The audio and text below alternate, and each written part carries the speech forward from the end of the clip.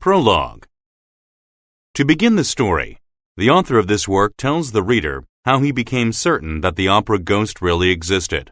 The opera ghost was real. He was not a creature of the imagination of the artists, managers, dancers, or any others who worked there, but was a real man, although he looked like a ghost. When I began to research the ghost at the National Academy of Music, I realized immediately the relationship between the story of the ghost and one of the most mysterious stories ever to excite the Paris upper classes. The events do not date more than 30 years back, and one can still find old, respectable men at the opera who remember the mysterious kidnapping of Christine Day, the disappearance of the Vicomte de Chagny, and the death of his brother, Count Philippe. At last, I received the proof that I had been right, and that the opera ghost was more than a product of the imagination. On that day, I had left the library, disappointed after more research, when I met the manager of our National Academy. He was talking to a lively and well-dressed little old man, and he happily introduced me to him. He was M. Bauer, the magistrate in charge of the Chagny disappearance. We spent a good part of the evening together, and he told me the whole Chagny case as he understood it at the time. He believed that the events between the two brothers were related to Christine Day. When I asked him about the possibility of the ghost, he laughed. He had heard the stories about the ghost and had met with a man who said he knew the ghost well. All of Paris knew him as the Persian. I was very interested in the story of the Persian and wanted, if there was still time, to find this valuable and exciting witness. My luck began to improve, and I discovered him in his little apartment in the Rue de Rivoli, where he had lived ever since and where he died 5 months after my visit. There, he told me all he knew about the ghost and gave me evidence of the ghost's existence, including strange letters from Christine Day. It seemed to me that the ghost was real.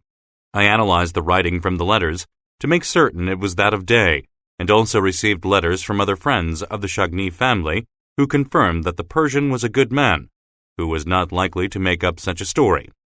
Here are a few lines from General D. Sir, I must ask you to publish the results of your research. I remember perfectly that before the disappearance of the singer, Christine Day, and before the tragedy involving the Chagny brothers, there was a lot of talk about a ghost around the opera. If you can explain this tragedy through the ghost, then I beg that you do so.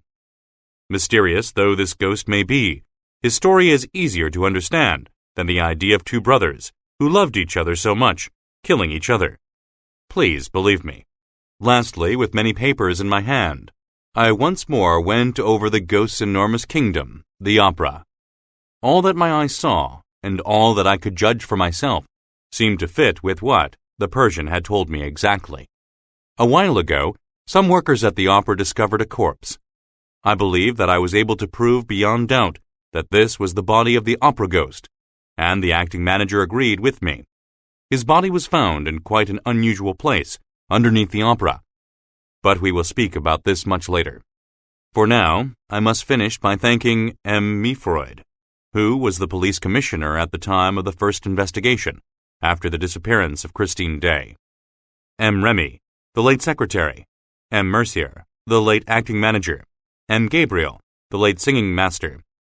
And in particular, Mame la Baronne de Castellot Barbezac, who was once the little Meg of our story, the most charming star of the ballet, and the eldest daughter of the late Mame Guéry, who had charge of the ghost's private box. All of these people have helped me greatly in my research, and thanks to them, I will be able to reproduce this beautiful and tragic story before the reader's eyes. I should also thank the present management of the opera, who have so kindly assisted me in all my inquiries. Gaston Leroux.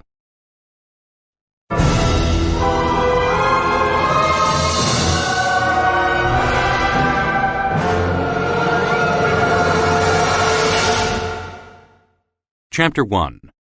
Is it the ghost? It was the evening on which the managers of the opera were giving a final show to mark their retirement. 6 young ladies of the ballet rushed into the beautiful dressing room of one of the main dancers, La Sorelli, who sat practicing her thank-you speech. Some of the girls were laughing unnaturally, while others began to cry with fear. Little James, A young dancer with beautiful eyes explained in a scared voice. "It's the ghost," she said, locking the door. "Have you seen him?" Sorelli asked. "As clear as I see you now," said little James, as she dropped into a chair. Then little Gurry, with hair as black as ink, added, "If that's the ghost, he's very ugly." "Oh, yes," cried the ballet girls. They all began to talk together. It seemed that the ghost had appeared as a man in dress clothes and had come through the wall. For several months, there had been nothing discussed at the opera but this ghost in dress clothes, who walked the building from top to bottom. He spoke to nobody, disappeared as soon as he was seen, and of course, all the girls pretended to have met him. Even when he did not show himself, they said he was around.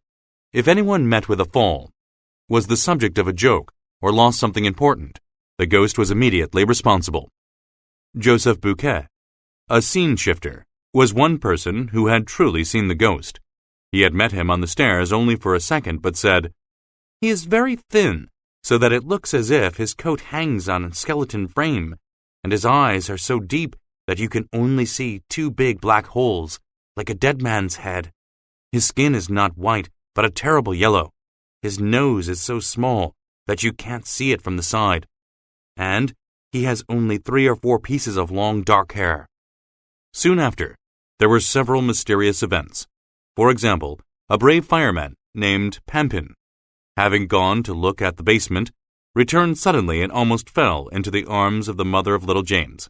He said that he had seen the ghost coming toward him, with no body, but with just a head of fire. The ballet girls decided that the ghost must have several heads, which he could change as he pleased. They all decided that they were in the greatest danger. Sorelli herself placed a horseshoe on the table in front of the stage door, which everyone who entered the opera, other than as a spectator, was told to touch before climbing the stairs. This horseshoe can still be seen as you enter the opera today. Now, we return to the evening in question. James, from the corner of the room, her face full of fear, whispered, "Listen." Everybody heard a noise outside the door. Then it stopped. Sorelli decided to be brave in front of the others and went to the door with a knife in her hand. "Is there anyone behind the door?" Gurry held her back by her skirt dramatically, crying, "Don't open the door! Whatever you do, Sorelli, don't open the door!" But Sorelli threw open the door and looked out, breathlessly, into the empty passage before closing it again and letting out a long breath. "Still, we saw him!" James cried. Yes, we saw him," cried the others. "He had his death's head and his coat, just as when he appeared to Joseph Bouquet." There was a silence, broken by little Gurry, who said, "Joseph Bouquet should, in my mother's opinion, hold his tongue. Mother says the ghost doesn't like to be talked about because nothing." The young ladies crowded around Gurry, wanting to know why her mother would say such a thing and promising to keep the secret.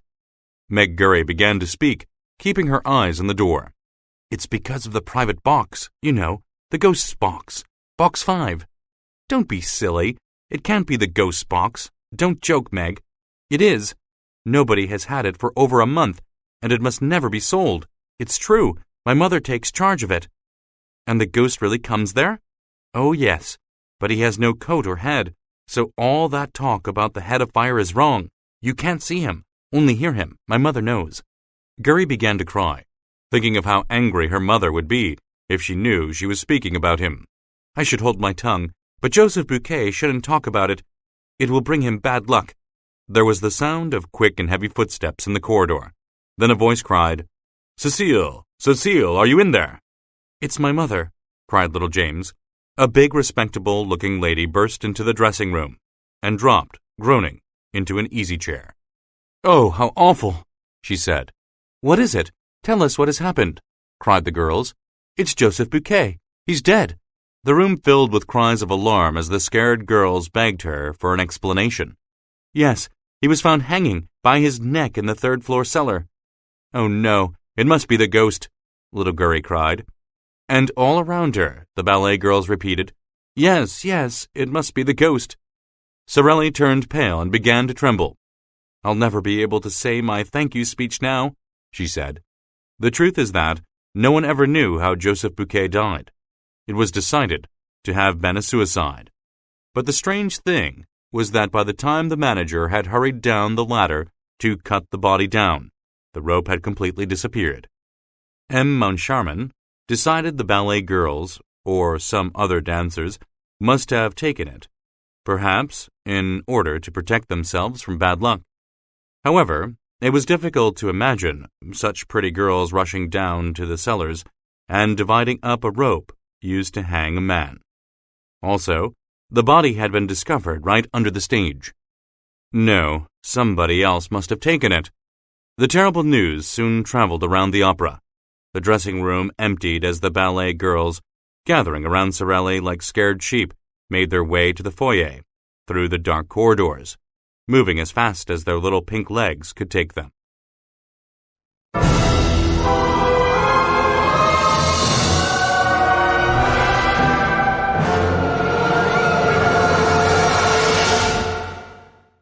Chapter 2. The New Margarita. On the stairs, Sorelli and the ballet girls met the Comte de Chagny, who was coming up the stairs. The Count, who was usually so calm, seemed greatly excited. "I was just going down to see you," he said, taking off his hat. "Oh, Sorelli, what an evening! And Christine Day, she was amazing." "Impossible," said Meg Gurry. 6 months ago she sang like a horse. "But do let us by, dear Count," continued the rude girl. "We are going to find out about poor Joseph Bouquet, who was found hanging by his neck, you know." As a group, they hurried down to the foyer, which was already full of people. It had been a wonderful concert in which Christine Day had revealed her true self to the delighted audience. Indeed, many famous classical musicians had played or sung, making it a lovely evening. Without a doubt, the best part of the evening had been Christine, who began by singing from Romeo and Juliet. It was the first time the young artist had sung the piece, and no one in the audience had ever heard or seen anything quite like it. The whole audience had gone mad, rising to its feet, shouting and applauding, while Christine cried and fell into the arms of the other singers, needing to be carried to her dressing room. It had taken Carlotta's absence from the show for the little day to show everyone what she could do, and some of the audience wondered why her voice had been hidden from them until tonight so mysteriously. The Comte de Chagny, standing up in his box, applauded loudly. Philippe Jorge Marie de Chagny was just 41 years of age. He was a good-looking man, above average in height, and had attractive features, even if his eyes seemed somehow cold. He was always very polite to women and men. He was the head of one of the oldest families in France, the land of which Philippe had the difficulty of managing. His brother Raoul was 20 years younger and worked on a ship, traveling around the world before returning to France. He was shy, yet funny, a little over 21 years of age, had beautiful blue eyes and pale skin, and looked only 18.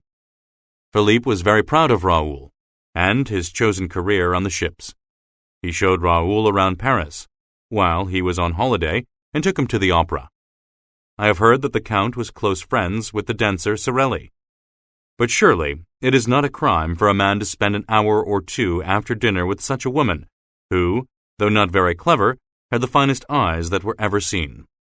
The opera was a good place for a Parisian like the Comte de Chagny to be seen in society, and Raoul himself had been very excited to go there. It seemed that every time the two men spoke, Raoul turned the conversation toward a visit to the opera. On that evening, Philippe, after applauding Day, turned to Raoul and saw that he looked suddenly worried. "Don't you see," said Raoul, "that Christine just fell? Let's go and see her at once." They left their box and after reaching the stage, pushed through the crowd of dancers, managers, and other workers with Raoul leading, feeling as if his heart no longer belonged to him. Count Philippe followed him with some difficulty, smiling at his brother's sudden concern for the dancer. Raoul dived into a dark corridor, and Philippe was surprised to find that Raoul knew exactly where he was going, as he had never taken him there before. That evening, Day's dressing room was more crowded than ever, with everyone excited by her success and worried about her health. The doctor bent over her, and then sent everyone away except Raoul and the maid. Christine groaned, and turning her head, was surprised to see Raoul. "Monsieur," she said, in a voice not much above a whisper. "Who are you?" "Mademoiselle," replied the young man, kissing her hand. "I am the little boy who went into the sea to rescue your scarf." Christine looked at the doctor and the maid, and all three began to laugh. Raoul turned very red and stood up angrily. "Mademoiselle," he said, "you do not appear to know me, but there is something I would like to say to you in private." "When I am feeling better, if you don't mind," she said. "Thank you, doctor. I would like to be alone now. Please go away, all of you, leave me." Raoul left the room, but hid outside in case Day decided to go down to the goodbye party after all. Suddenly, he heard a man's voice in Christine's dressing room. "Christine, you must love me." And Christine's voice, so sad and shaking, as though she were crying, replied, "How can you ask me that, when you know I sing only for you?" Raoul's heart beat loudly, and he was sure that if it continued, they would certainly hear it and discover him in the passage. The man's voice spoke again. "Are you very tired?" "Yes, tonight I gave you everything I could, and now I am dead," replied Christine. "Your voice is so beautiful," replied the serious man's voice. "No king ever received such a present." Raoul did not leave, as he should have, but hid in his dark corner, waiting for the man to leave. In one moment, he had learned what it meant to love and also hate. Suddenly, the door opened, and Christine left the room, shutting the door behind her, but not locking it, leaving Raoul in the dark once more. When he was sure she was gone, he walked toward her dressing room again. "There is someone here," said Raoul, to the closed door. "What are you hiding for?" He threw open the door and struck a match to light up the room. There was no one there. He opened all the cupboards and felt the walls to try to discover the man's hiding place, but after waiting 10 minutes in silence, he realized he had been tricked. Finally, he left, and as he entered the dark passage, he met some men carrying something long, covered in a white sheet. "What's that?" he asked them. "That is Joseph Bouquet. He was found hanging in the cellar." The shocked Raoul took off his hat and stepped back into the darkness to let them pass.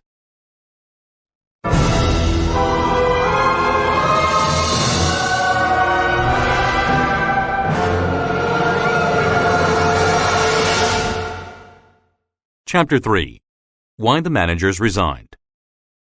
During this time, the goodbye party was taking place.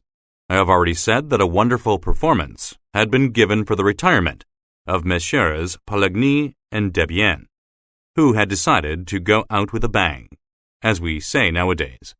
All the beautiful people of the social and artistic world of Paris had met after the performance in the foyer of the ballet, where Sorelli waited for the arrival of the managers with a glass of champagne in her hand and a little prepared speech at the tip of her tongue. Behind her, the members of the corps de ballet, young and old, discussed the events of the day in whispers, or exchanged looks with their friends, creating a noisy crowd which surrounded the food tables arranged around the floor. A few of the dancers had already changed into ordinary dress, but most of them still wore their skirts from their performance. All of them thought it the right thing to act seriously for the occasion, all that is except little James, who, at the happy age of 15, seemed already to have forgotten about the death of Joseph Bouquet. She didn't stop laughing, joking, and talking to Messieurs Debienne and Poligny. Everybody said how well the managers were looking, as is our Paris way. No one will ever be a true Parisian who has not learned to wear a mask of happiness over his sadness, and one of sadness over his inner joy. Messieurs Debienne and Poligny would not have made the mistake of revealing their sadness, however strong, and so they stood, smiling a little too much at Sorelli, who had already begun her thank-you speech. Suddenly, she was interrupted by little James, who yelled, "The opera ghost!" Her finger pointed among the crowd to a face so pale, so ugly, with two such deep black holes for eyes, that everyone immediately remembered the death's head. "The opera ghost! The opera ghost!" Everybody laughed and wanted to offer this man a drink, but he was suddenly nowhere to be found. He had slipped through the crowd, leaving everyone confused, and Sorelli very angry because she had not been able to finish her speech. The retiring managers quickly made their own escape, as they had several more goodbye parties to go to in other parts of the opera. They met with the new managers and had passed over their 2 little master keys, which opened every door in the opera. Those tiny keys were being passed around the room when everybody began to notice a strange, pale, ugly face at the end of the table, the same that had scared James in the foyer. There was the opera ghost, sitting at the table as natural as could be, except that he did not eat or drink. No one wanted to look at his awful face, so they pretended that he wasn't there and that someone must have invited him. Did the ghost really take a seat at the manager's table? It is possible. Messieurs Debienne and Poligny, sitting at the center of the table, had not seen the man with the death's head, who suddenly began to speak.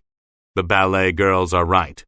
The death of that Bouquet man is perhaps not as natural as everyone thinks. Debienne and Poligny were surprised and asked, "Is Bouquet dead?" "Yes," replied the man, or the shadow of the man, quietly. "He was found this evening, hanging in the 3rd cellar between a set piece and an old scene." The 2 managers, or rather ex-managers, stood at once and stared strangely at the speaker. They were more excited than they needed to be about the death of Bouquet. They had both turned whiter than a sheet. At last, Debienne made a sign to Messieurs Richard and Moncharmin, the new managers. Poligny apologized to his guests, and all 4 went into the manager's office. In his memoirs, M. Moncharmin later continued the story. Messieurs Debienne and Poligny seemed to grow more and more excited, and they appeared to have something very difficult to tell us. First, they asked us if we knew the man sitting at the end of the table, and when we answered no, they became even more worried. They took the keys from our hands and advised us to have new locks made immediately for the rooms we wished to keep locked. They said this so funnily that we began to laugh and to ask if there were thieves at the opera, to which they replied that there was something much worse. There was the ghost. We began to laugh again, thinking that they were trying to have a little joke with us before we began our new jobs. They asked us to be serious, which we did, to continue the joke. They told us that they were not going to tell us about him until the events of the evening had forced them to do so. We thought it was in bad taste to use the death of Joseph Bouquet for their joke, but went along with what they were saying. At the end of their little speech, we couldn't help bursting into laughter. The ex-managers looked at us like we were mad, but the joke had gone on far enough. "But after all, what does this ghost of yours want?" asked Richard. Poligny went to his desk and came back with a document for the management of the opera, the same as the one which Richard and myself owned, except that his had an extra part, written in red ink. This part said, "The managers must, every month, make the payment of an allowance to the opera ghost of 20,000 francs a month, or 240,000 francs a year." M. Poligny pointed a shaking finger at this part. "Is that all?" asked Richard, bored now with the joke. "No," replied Poligny, and he turned over the paper. At the end of this page was another part in red ink. "Box 5 on the grand tier will be made available for the opera ghost for every performance." When we saw this, there was nothing else we could do but stand and shake the 2 men warmly by the hand, congratulating them for thinking of such a funny joke, which proved that the French sense of humor was still alive and kicking. Richard added that he could understand perfectly why the 2 managers were resigning, as business must be very difficult with so unreasonable a ghost. "You're right. 240,000 francs is not spare change," said Poligny, with a serious face. "And have you ever thought about how much we've lost from never being able to sell Box 5? It's awful. We really can't work here any longer." "Yes," added M. Debienne. "We would rather be somewhere else. Let's go." As they stood up to leave, Richard, half smiling, said, "Well, if he is such a terrible ghost, why don't you have him arrested?" "But how?" they cried together. "We have never seen him." "What about when he comes to his box?" "We have never seen him in his box." "Then sell it." "Sell the opera ghost's box? Well, gentlemen, you try it." All 4 of them then left the office, and Richard and I had never laughed so much in all our lives.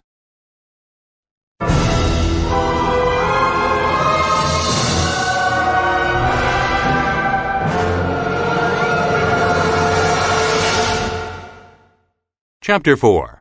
Box 5. Armand Moncharmin wrote so much about his long period of management at the opera that we may well wonder if he ever had time to do his job at all. While M. Moncharmin did not know a single note of music, he knew many people, had a large private income, was a friendly man not lacking in intelligence, and selected the best possible partner in Firmin Richard. Firmin Richard was a well-known composer who liked every form of music and every sort of musician. Therefore, it was the duty of every sort of musician to like Firmin Richard. The only thing to be said against him was that he became angry easily. The first few days which the partners spent at the opera were very exciting. When they had forgotten all about the curious story of the ghost, something happened to show them that the joke, if a joke it were, was not over. One morning, M. Firmin Richard's secretary, M. Remy, handed him half a dozen letters marked private. One of the letters was written in red ink, in a hand which seemed somehow familiar to Richard's. He opened the letter and read, "Dear Mr. Manager, I am sorry to have to trouble you at a time when you must be so very busy. However, I should like to hear Christine Day this evening in the part of Cybele. I must ask you not to sell my box today or on the following days. I cannot end this letter without telling you how unhappily surprised I have been lately, arriving at the opera only to hear my box has been sold. I did not say anything at first, as I don't like to start arguments, and I thought Messieurs Debienne and Poligny may have forgotten to tell you about our special arrangement. However, I have now received a reply to my letter asking for an explanation, and this reply proves that you know all about it. If you wish us to live in peace, you must not begin by taking away my private box. Yours truly, Opera Ghost." M. Firmin Richard had hardly finished reading this letter when M. Armand Moncharmin entered carrying one very similar. "What does it all mean?" asked M. Moncharmin. "Do those men imagine that we are going to let them have a box forever?" "I am not in the mood to allow this to continue much longer," said Firmin Richard. M. Firmin Richard told the secretary to give box 5 to Messieurs Debienne and Poligny, as long as it wasn't sold, which it wasn't. Debienne lived at the corner of the Rue Scribe and the Boulevard de Capucines, Poligny in the Rue Auber. OG's 2 letters to them had been posted at the Boulevard de Capucines post office, and as Richard wrote a message to them, he regretted that 2 men of such standing would play such childish jokes. The next morning, the managers received a card of thanks from the ghost. "Dear Mr. Manager, thanks. Lovely evening. Day was perfect. Other singers want waking up. Carlotta was nothing special. Will write to you soon for the 240,000 francs, or 233,424.70 francs to be correct. Messieurs Debienne and Poligny have sent me 6,575.30 francs for the first 10 days of this year. Yours truly, O.G." Then came a letter from Messieurs Debienne and Poligny. "Gentlemen, thank you for thinking of us. But while it would have been nice to see Faust again, we have no right to take box 5. It is the property of him." "Oh, they are starting to annoy me," shouted Firmin Richard. And that evening, box 5 was sold. The next morning, Messieurs Richard and Moncharmin entered their office to find a report about something that had happened the night before, in box 5. Below are the important parts. I had to call the guard twice this evening to clear box 5, as the people in there were laughing loudly and making silly comments. There were cries of "quiet" all around them, and even though I told them that they would have to leave if the noise was repeated, I heard them laughing again the moment I left. They told me they wouldn't leave unless they had their money back. When they became quiet, I gave them a third chance. But when the laughter started again, I asked them to leave for good. "Send for the box-keeper," shouted M. Richard.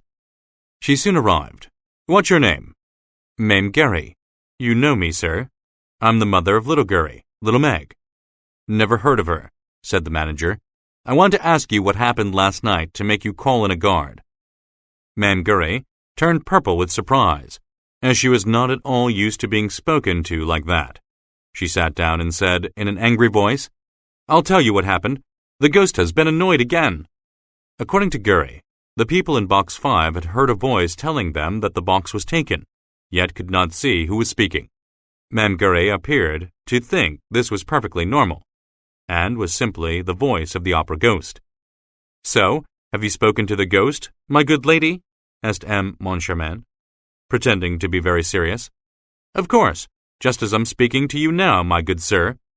"And when the ghost speaks to you, what does he say?" "Well, he tells me to bring him a footstool." This time Richard burst out laughing, as did Moncharmin and his secretary Remy, who asked, "Then this ghost of yours is a woman?" "No, he has a man's voice, a lovely man's voice. He comes to the opera usually in the middle of the first act, taps 3 times on the door, and asks me for a footstool, saying, 'Don't be afraid, I'm the opera ghost.'"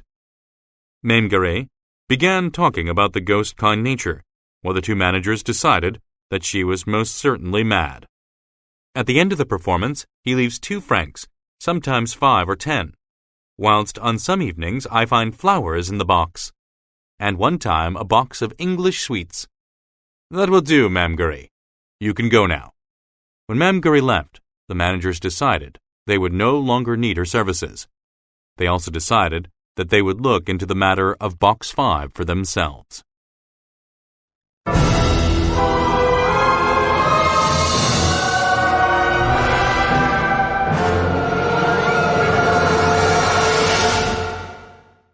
Chapter 5. The Enchanted Violin. Christine Daae did not continue to sing at the opera, but began mysteriously to refuse invitations to sing without giving excuses, as if she no longer had control of her own life. The Vicomte de Chagny tried again and again to meet with her, until finally, one morning she sent him a note. "Monsieur, of course, I have not forgotten the little boy who went into the sea to rescue my scarf, and I write to tell you that tomorrow is the anniversary of the death of my poor father, who liked you very much. I am going to Perrault to visit the place where he was buried." The Vicomte de Chagny decided to go to Perrault, quickly checked the train times, went to Gare Montparnasse, and was just in time to miss the morning train. He spent a long day waiting, and did not feel happy again until he was seated on the evening train. He read Christine's note over and over, smelling its perfume and dreaming of her. As he traveled, he remembered the story of Daae's childhood in Sweden. There was once a poor man who lived with his family, working the fields during the week and singing in church on Sundays. The man had a daughter who he taught music before she learned how to read.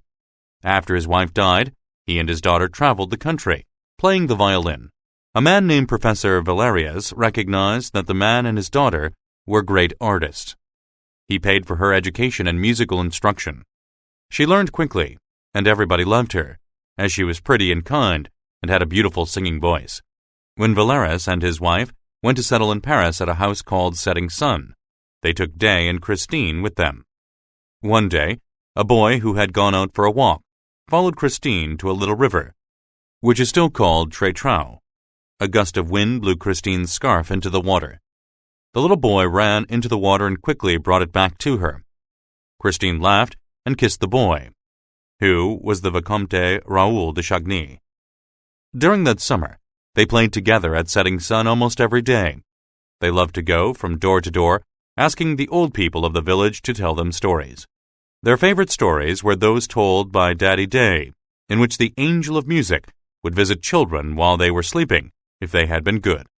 When little Christine asked her father if he had heard the angel of music, Daddy Daae shook his head sadly. Then his eyes lit up as he said, "You will hear him one day, my child. When I am in heaven, I will send him to you." Daddy was beginning to cough at this time. Autumn came and parted Raoul and Christine. 3 years later, they met again at Perrault. The young man, as he now was, had come to Setting Sun to find Christine. They talked in the garden until evening, and when he left, Raoul kissed her, saying, "Mademoiselle, I will never forget you." He was very sad when he left, as Christine was poor, and he knew she could not be his wife. As for Christine, her father died soon after, and it seemed her beautiful singing died along with him. The first time Raoul saw Christine sing at the opera, he was very surprised, as she seemed to have lost her touch. He waited for her many times, but she appeared not to see him. Raoul was very sad, for she was so beautiful, and he wanted to tell her that he still loved her. Then, at that special performance, she had sung again like the angel he remembered her to be. And then there was that man's voice behind the door. "You must love me," and then no one in the room. Why had she laughed when he reminded her of the scarf, and why did she now want to meet with him? At last, Raoul reached Perros station and walked to the old house, meeting Christine at the door. "So you have come," she said. "I thought you might." "Yes," said Raoul. "I came to tell you that I love you and cannot live without you." Christine laughed for a moment and then replied seriously, "I did not send for you to tell me such things as that." There was something about Christine that did not seem right. Raoul could not help asking what he wished to know. "When you saw me in your dressing room, and after I reminded you that I had rescued your scarf, why did you answer me as though you did not know me?" He knew he was being rude but could not stop. "Was it because there was another man in the room, Christine, and you wanted me to leave so that you could be with him? The man I heard you speak to." Christine put her hand over his mouth to hush him, saying, "Listen, Raoul, I have decided to tell you something very serious. Do you remember the story of the angel of music?" "I do," he said. "And listening to you sing, I believe he has visited you, Christine." "Yes," she said seriously. "He has. He visits me here at Perros, and I hear the most perfect violin music playing from heaven. Also, he comes to my dressing room at the opera and gives me a daily lesson." "To your dressing room?" Raoul repeated stupidly. "Yes, and I'm not the only one who has heard him, because you heard him too. The voice you heard that night was the angel of music." Raoul burst out laughing. Christine turned to him, and her gentle eyes flashed with fire. "What are you laughing at?" she said angrily. "If you had opened the door, you would have seen that there was no one there." "Christine," the Viscount said sadly, "I think someone is making a game of you." Christine gave a cry and ran away. Raoul ran after her, but in an angry tone she called back, "Leave me! Leave me!" He waited outside her house in case she needed his assistance. At almost midnight, he was surprised to see her quickly leave the house, as if she were going shopping. She was almost running when he realized that she was heading to the graveyard. She sat down and kissed her father's gravestone, moments before the clock struck midnight. As it did, Christine stretched out her arms to the sky, just as the most beautiful music began to play. A shiver passed over Raoul as he watched Christine's joyful face looking up at the night sky.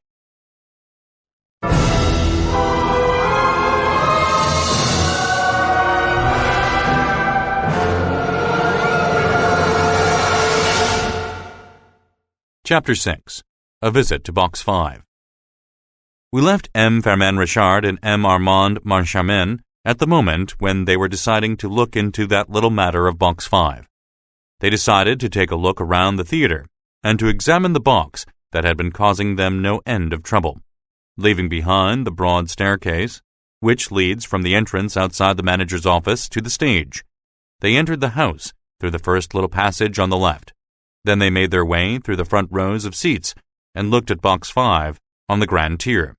They could not see it clearly because it was in half darkness, and there were covers over the red seats of all the boxes, as is the usual practice during a break between performances. They were almost alone in the huge, dark house, and a great silence surrounded them. It was the time when most of the workers went out for a drink, and the staff had deserted the boards for a moment, leaving a scene half set. A pale light, soft yet mysterious, fell from some opening or other upon an old tower that rose up on the stage. Everything in this strange light took on a different shape. In the seats, the coverings looked like an angry sea, whose blue and gray waves had been suddenly frozen by the storm ghost, whose name, as we know, is Adam Master. Messieurs Moncharmin and Richard were the shipwrecked sailors in this motionless sea. They made for the left-hand boxes, like sailors who leave their ship and try to struggle to shore. The 8 great polished columns stood in the darkness, supporting the threatening drop of the balconies. At the top, right on top of the drop, lost in the ceiling, figures smiled and laughed at the manager's struggle. The 2 managers, were the tiny victims of this evil sea, and after they clutched at some piece of the sinking ship to save themselves, they stood silently, staring at Box 5 on the Grand Tier. I had said that they were struggling. At least, I presume so. M. Moncharmin recalls. The ridiculous story about the opera ghost, which had been surrounding us since we took over the jobs of Messieurs Poligny and Debian, seemed to have blinded my senses. It was all anyone seemed to talk about. It may have also been that the amazing setting in which we found ourselves in the midst of an incredible silence impressed us to an unusual extent. It may be that we were tricked by the semi-darkness of the theater and of Box 5. Anyway, I saw, and Richard also saw, a shape in the box. Richard said nothing, nor did I, but we instantly took each other's hand. We stood like that for some minutes, without moving, with our eyes fixed on the same point. But the figure had disappeared. Then we went out and talked about the shape we had seen. The problem was that my shape was not in the least like Richard's. I had seen a thing like a death's head resting on the edge of the box, while Richard had seen the shape of an old woman who looked like Mother Gary. As it was quite impossible for us to see two different things, we soon discovered that we had been the victims of an illusion. When, laughing like mad, we ran straight back into Box 5 on the Grand Tier. This second time, neither of us found a shape of any kind. Box 5 is just like all the Grand Tier boxes, and there is nothing to distinguish it from any of the others. M. Moncharmin and M. Richard, laughing at each other, moved the furniture of the box, lifted the covers and the chairs, and particularly examined the chair in which the man's voice used to sit. But they saw that it was a respectable chair with nothing special about it. It was the most ordinary box in the world, with its red hangings, its chairs, its carpet, and everything else covered in red velvet. After feeling the carpet in the most serious manner possible, and discovering nothing here or anywhere else, they went down to the box directly below Box 5, in case they could discover something there. In this box, they also found nothing. "Those people are all making fools of us," Firmin Richard cried. "Look, Faust is showing on Saturday. Let us both watch the performance from Box 5 on the Grand Tier and be done with all this nonsense."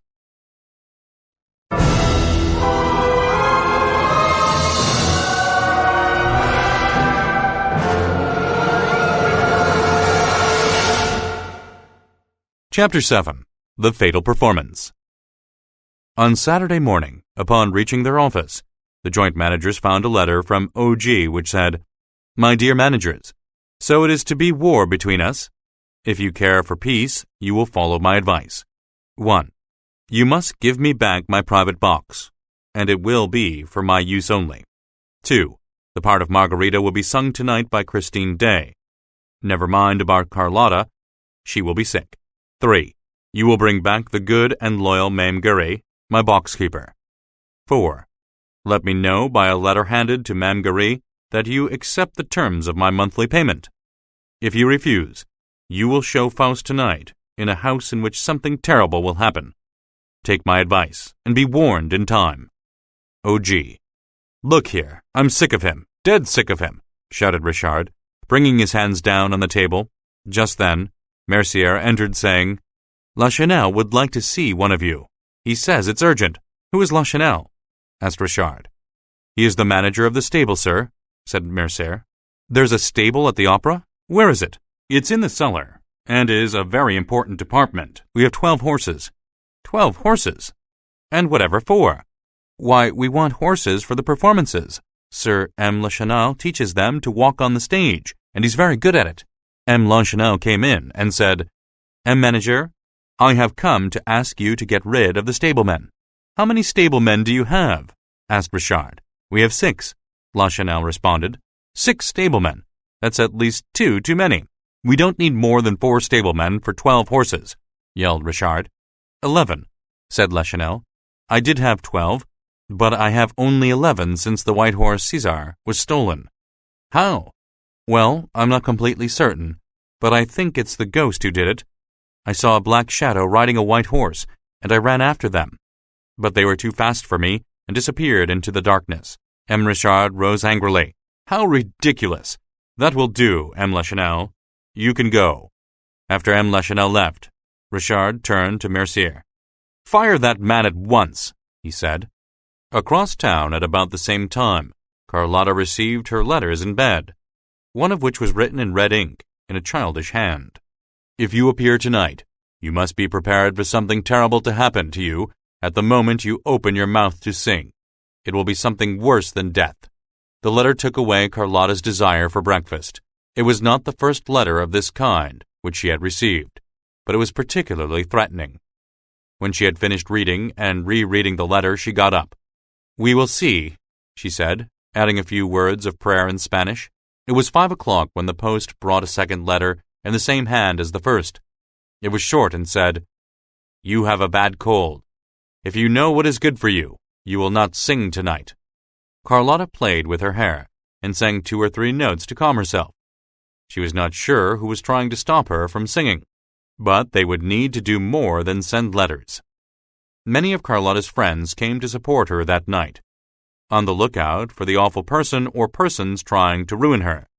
The only unusual thing was M. Richard and M. Moncharmin looking down on the beautiful audience from their seats in box 5. The show had only just begun when M. from M. Richard, who was sitting in the ghost's own chair, the front chair on the right, turned to his partner. "Well, has the ghost whispered a word in your ear yet?" "Don't be in such a hurry," replied M. Moncharmin. "You know that the ghost does not usually come until the middle of the first act." The curtain fell on the first act and opened on the second. Richard looked across at another box containing only 2 men. Immediately recognizing them to be the Comte de Chagny and his brother Raoul, the Viscount, looking sick and pale. As Carlotta entered the stage, the crowd applauded nervously. Yet this act also finished without a sign of the ghost. The managers left the box briefly during the break. When they returned, there was a box of sweets waiting for them. As they took their seats once more, they could not help noticing that the box had become very cold. They said nothing to each other, but became slightly nervous. On the stage was Margarita's garden, where the beautiful Christine was seated. She opened her mouth and sang her first 2 lines, yet her voice seemed less sure, less clear than usual. It really was very disappointing that she should sing so wonderfully one time and then be so flat the next. The Viscount put his head in his hands and cried quietly as his brother looked on at him worriedly. He really had been behaving quite unusually since his trip to Perrault, certainly because Christine had refused to meet with him since. Suddenly, the audience broke into thunders of applause as Carlotta made her entrance, certain of herself, certain of her friends in the audience, certain of her voice and her success, fearing nothing. She burst into song, and a terrible thing happened. At the moment she finished the first line of her song with Faust, she made a sound like a toad. Coac!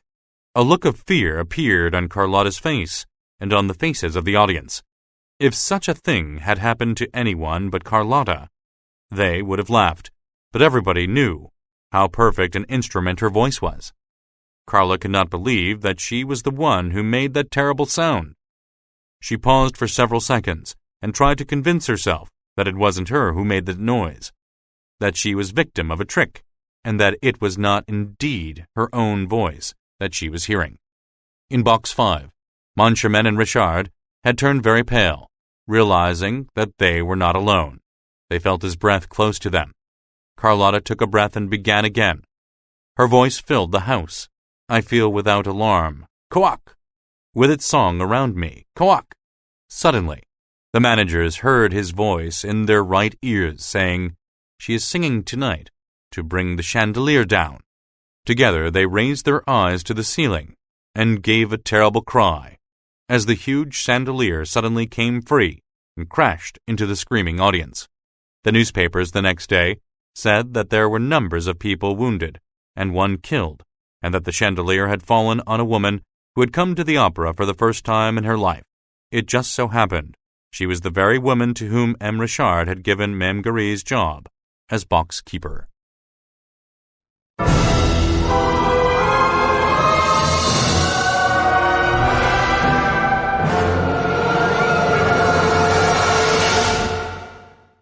Chapter 8. The Mysterious Carriage. That tragic evening was a bad one for all concerned. Carlotta fell ill, and Christine Day disappeared after the performance. A fortnight passed during which she was neither seen at the opera nor outside the opera.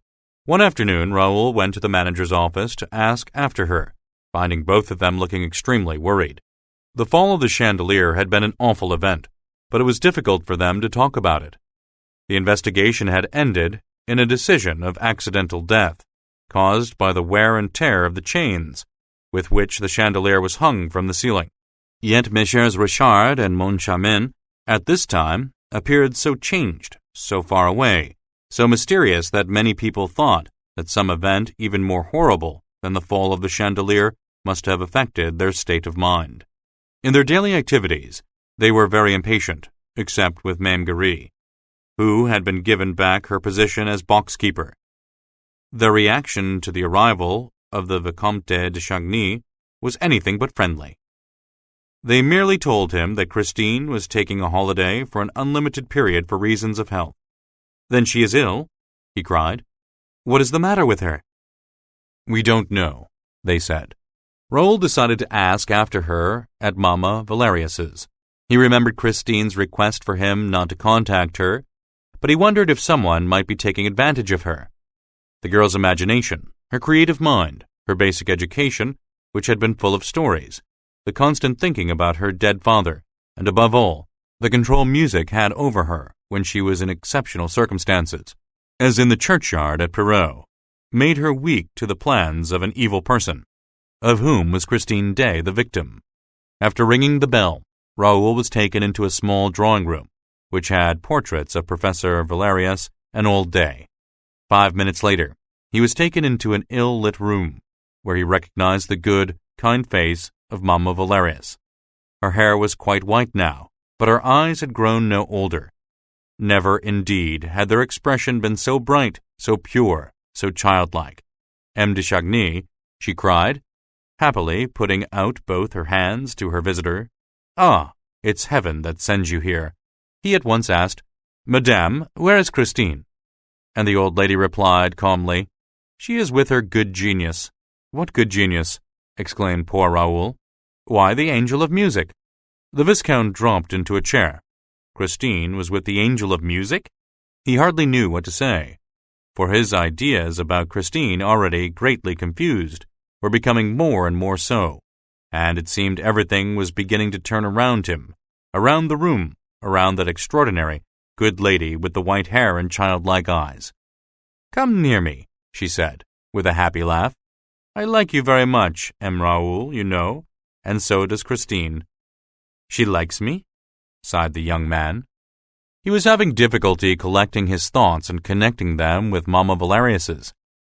From the angel of music, of whom Christine had spoken to him so strangely, to the events of Perrault, had left him feeling confused. There was also the matter of the opera ghost, whom he had heard spoken of one evening when he was standing behind the scenes, within hearing of a group of scene-shifters.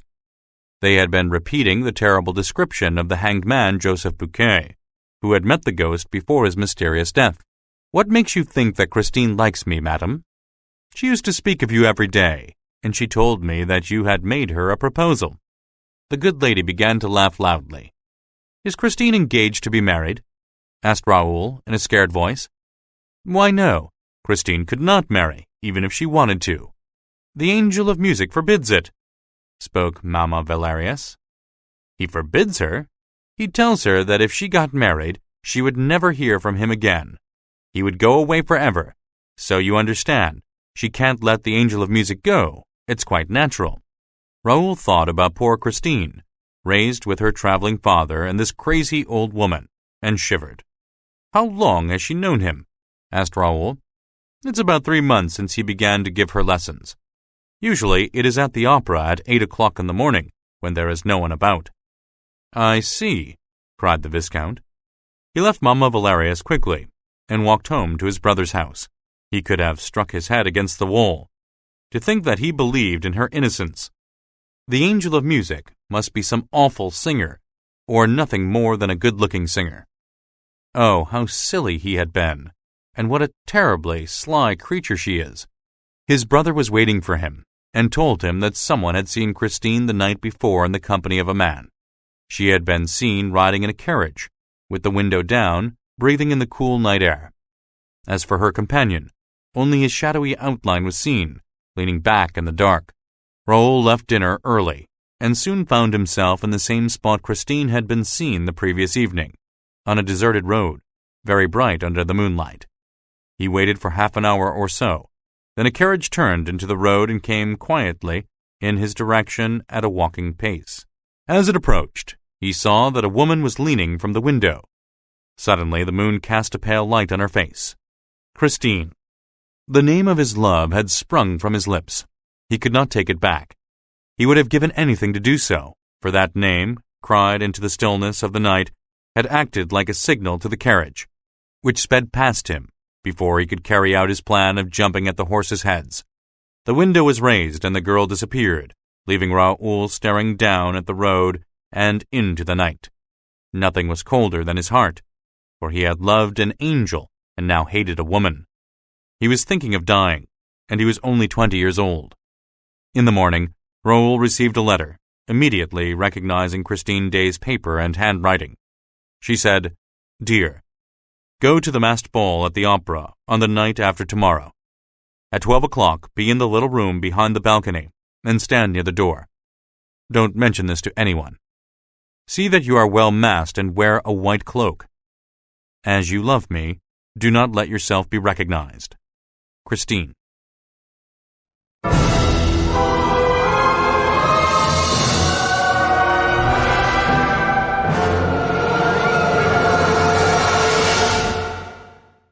Chapter 9. At the Masked Ball. The envelope was covered with mud, and on it were the words, "To be handed to M. le Vicomte Raoul de Chagny," followed by his address in pencil. It must have been thrown out in the hopes that a passer-by would find the note and deliver it, which was what happened. Raoul clutched at his jealous heart. The awful picture, which he had for a moment imagined, was of a Christine forgetting how to be a good woman. It made way for his original explanation of an unlucky, innocent child, the victim of her own imagination and perhaps the designs of another. He no longer knew whether to pity Christine or to hate her, so he pitied and hated her in turn. The hour of the ball came at last, and dressed in his white mask and white cloak, the Viscount thought himself most ridiculous. Men like Raoul do not go to the opera ball in fancy dress. The ball was an exceptional affair. Many artists had come, accompanied by their models and pupils, who, by midnight, began to create a lot of noise. Raoul arrived at 5 minutes to 12 and did not pause to look at the collection of dresses and masks arranged up the staircase. Likewise, he allowed no mask to draw him into a conversation, replied to no jokes, and, escaping from a mad group of dancers, at last entered the room mentioned in Christine's letter, which was full of people. Raoul did not wait long, and soon a black cloak passed and gave a quick squeeze to the tips of his fingers. He understood that it was she and followed her in silence, in love, and looked forward to hearing the explanation for her disappearance. They passed through the main hall, and Raoul caught sight of a man dressed all in scarlet, with a huge hat and feathers on the top of a wonderful death's head. From his shoulders hung a large red velvet cloak, which followed him along the floor like a king's train. The words, "Touch me not, I am Red Death," were written in gold letters on this cloak. Quickly, they went up to the second floor, and the black cloak took Raoul to a private box where, with the door slightly open, she listened for any sounds outside. Suddenly she exclaimed, "He is coming down." She tried to close the door, but Raoul prevented her. At the top of the staircase, he had seen a red foot, followed by another, then the whole scarlet dress of Red Death. "It's he," he exclaimed, recognizing the Death's head. "This time he will not escape me." "Escape? Whom do you mean?" Christine asked. "Why, Red Death, your friend, madam, the angel of music. But I will snatch off his mask, as I snatch off my own, and this time we will look each other in the face, he and I, with no cover and no lies between us, and I will know whom you love and who loves you." He burst into a mad laugh, and Christine threw herself against the door. In the name of our love, Raoul, you will not pass, he exclaimed. He stopped. What had she said? In the name of their love? You lie, madam, for you do not love me, and you have never loved me. Why did you give me every reason for hope at Perros, when your only intention was to deceive me, as you deceived old Mamma Valerius? I hate you. She thought of only one thing to say to prevent him from leaving the box. One day you will take back those ugly words, Raoul, and I will forgive you. He shook his head. No, no, you have driven me mad. To think that all I wanted was to marry you. Goodbye, Raoul, said Christine in a breaking voice. I came to tell you where I am going, but I cannot tell you now. You would not believe me. It is finished. Explain yourself, Christine, please, pleaded Raoul. Christine simply took off her mask and said, Dear, it is a tragedy. Her face was no longer fresh and youthful. She was deathly pale, and sadness had marked pitiless lines and traced dark, sad shadows under her eyes. Oh, forgive me, Christine, cried Raoul. You promised to forgive me. She left the room, forbidding him to follow. He returned to the hall to look for Red Death, but could not find him. At 2 o'clock, he turned down the passage that led to Christine's dressing room and entered, as he had when he had looked for the man's voice. The room was empty, but suddenly he heard steps in the passage. He only just had time to hide in the inner room, separated from the dressing room by a curtain. Christine entered, took off her mask, and let her pretty head fall into her hands. Raoul heard her say softly, Poor Eric. At first, he thought that he may have misheard her.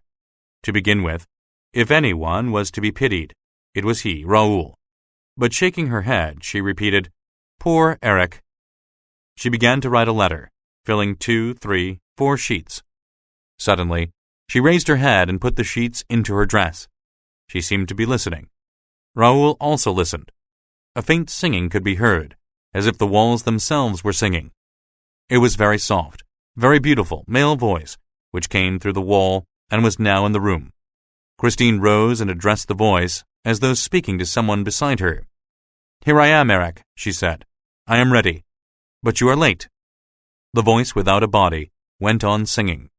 Raoul had never in his life heard anything more absolutely and heroically sweet, more delicate or more powerful.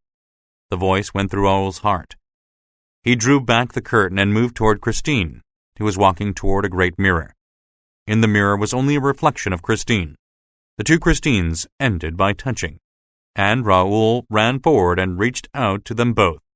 Suddenly he was thrown back, and an icy wind swept across his face as he saw 4, 8, 20 Christines spinning around him, laughing at him and moving so quickly that he could not touch one of them. Then they were gone, and he could only see his own reflection. He rushed to the mirror and beat against it, while the room still echoed with faraway singing. Then he sat down on the chair which Christine had just left, and letting his head fall into his hands, cried heavy tears like those which jealous children cry. They were tears common to all lovers on earth, and he expressed aloud, Who is this Eric?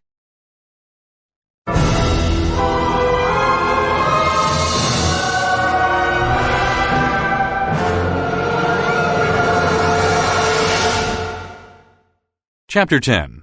Forget the Man's Voice. The day after Christine had vanished before his eyes, M. le Vicomte de Chagny called to ask after her at Mamma Valerius's. The old lady and a refreshed Christine were sitting on the bed. Raoul was surprised with Christine's improved appearance, as she was knitting. If a cover of sadness had not fallen over those beautiful features as a trace of the previous evening's drama, he could have believed that Christine was not its heroine at all. She rose without showing any emotion and offered him her hand. But Raoul's surprise was so great that he stood there silent, without a gesture, without a word. Well, M. de Chagny, exclaimed Mamma Valerius, don't you know our Christine? Her angel of music has sent her back to us. Mamma, the girl broke in, turning red. I thought, Mamma, that there was to be no more question of that. You know there is no such thing as the angel of music. But, child, he gave you lessons for 3 months. Mamma, I promised to explain everything to you one of these days, and I hope to do so. But you promised me, until that day, to be silent and ask me no more questions. I will if you promise never to leave me again. But can you promise that, Christine? Mamma, all this cannot interest M. de Chagny. Yes, it does, mademoiselle, said the young man in a voice, which he tried to make firm and brave. Anything that concerns you interests me. I do not deny that my surprise equals my pleasure at finding you with Mamma Valerius. After what happened between us yesterday, after what you said and what I was able to guess, I hardly expected to see you so soon. I would be delighted to see you, if you were not so set on keeping a secret which might be dangerous for you. At these words, Mamma Valerius turned about in her bed. What do you mean? She cried. Is Christine in danger? Yes, madam, said Raoul, ignoring the signs Christine was making to him. Great God! Exclaimed the good, simple old woman, taking a deep breath. You must tell me everything, Christine. Don't believe him, Mommy. Don't believe him, repeated Christine. Then tell me you will never leave me again, said the old woman. Christine was silent, and Raoul resumed. That is what you must promise, Christine. We promise not to ask you a single question about the past, if you promise to remain under our protection in the future. That is not something I have asked of you, and a promise I refuse to make you, said Christine angrily. I am in control of my own actions, M. de Chagny. You have no right to control them, and I will ask you to stop doing so. There is only one man in the world who has the right to demand an explanation from me, and that is my husband. Well, I have no husband, and I never mean to marry. She threw out her hands to show Raoul she meant everything she said, and Raoul turned pale, not only because of her words, but because he had caught sight of a pale gold ring on Christine's finger. You have no husband, and yet you wear a wedding ring? He tried to take her hand, but she quickly drew it back. That's a present, she said, turning red and trying, without success, to hide her embarrassment. Christine, that ring must have been given by one who hopes to make you his wife. Why deceive us further? That ring is a promise, and that promise has been accepted, stated Raoul. Christine, becoming angry, said, Don't you think, monsieur, that this conversation has lasted long enough? As far as I'm concerned. Raoul was afraid to let her finish her speech. I am sorry for speaking as I did, mademoiselle. You know the reasons why I am interested in matters which, no doubt, do not concern me. But allow me to tell you what I have seen. Well, what did you see, sir? I saw you fall under the spell of the man's voice, Christine. That beautiful voice that came from the wall or the next room into yours, and which I myself became interested in. And that is what makes me alarmed, for you are under a very dangerous spell. If there is no angel of music, why did you follow him, your face looking as though you really were hearing angels? It is a dangerous voice, and you must tell us, in the name of your father, who loved you so dearly and who loved me too. Christine, tell us, to whom does it belong? Who is this man who has put a ring on your finger? M. de Chagny, the girl declared coldly. You will never know. And why, continued Christine, do you hate a man whom you have never seen, whom no one knows, and about whom you yourself know nothing? I know one thing, Christine. I at least know the name which you thought to keep from me forever. The name of your angel of music is Eric. Christine turned as white as a sheet and asked, How do you know that? When you went to your dressing room on the night of the ball, did you not say, Poor Eric? Well, Christine, there was a poor Raoul who overheard you. This is the second time you have listened behind the door, M. de Chagny. Oh, you unhappy man. Do you want to be killed? Perhaps. Raoul said this, perhaps, with so much love and despair in his voice that Christine cried, taking his hands and looking at him, with all the pure affection of which she was capable. She said, Forget the man's voice. Do not remember his name, and never try to understand its mystery, for it is a terrible one. Also, swear to me that you will never come to my dressing room again, unless I send for you. Then do you promise to send for me sometimes, Christine? Asked Raoul. I promise, answered Christine. Then I will do as you wish, responded Raoul. He kissed her hands and went away, hating Eric and deciding to be patient.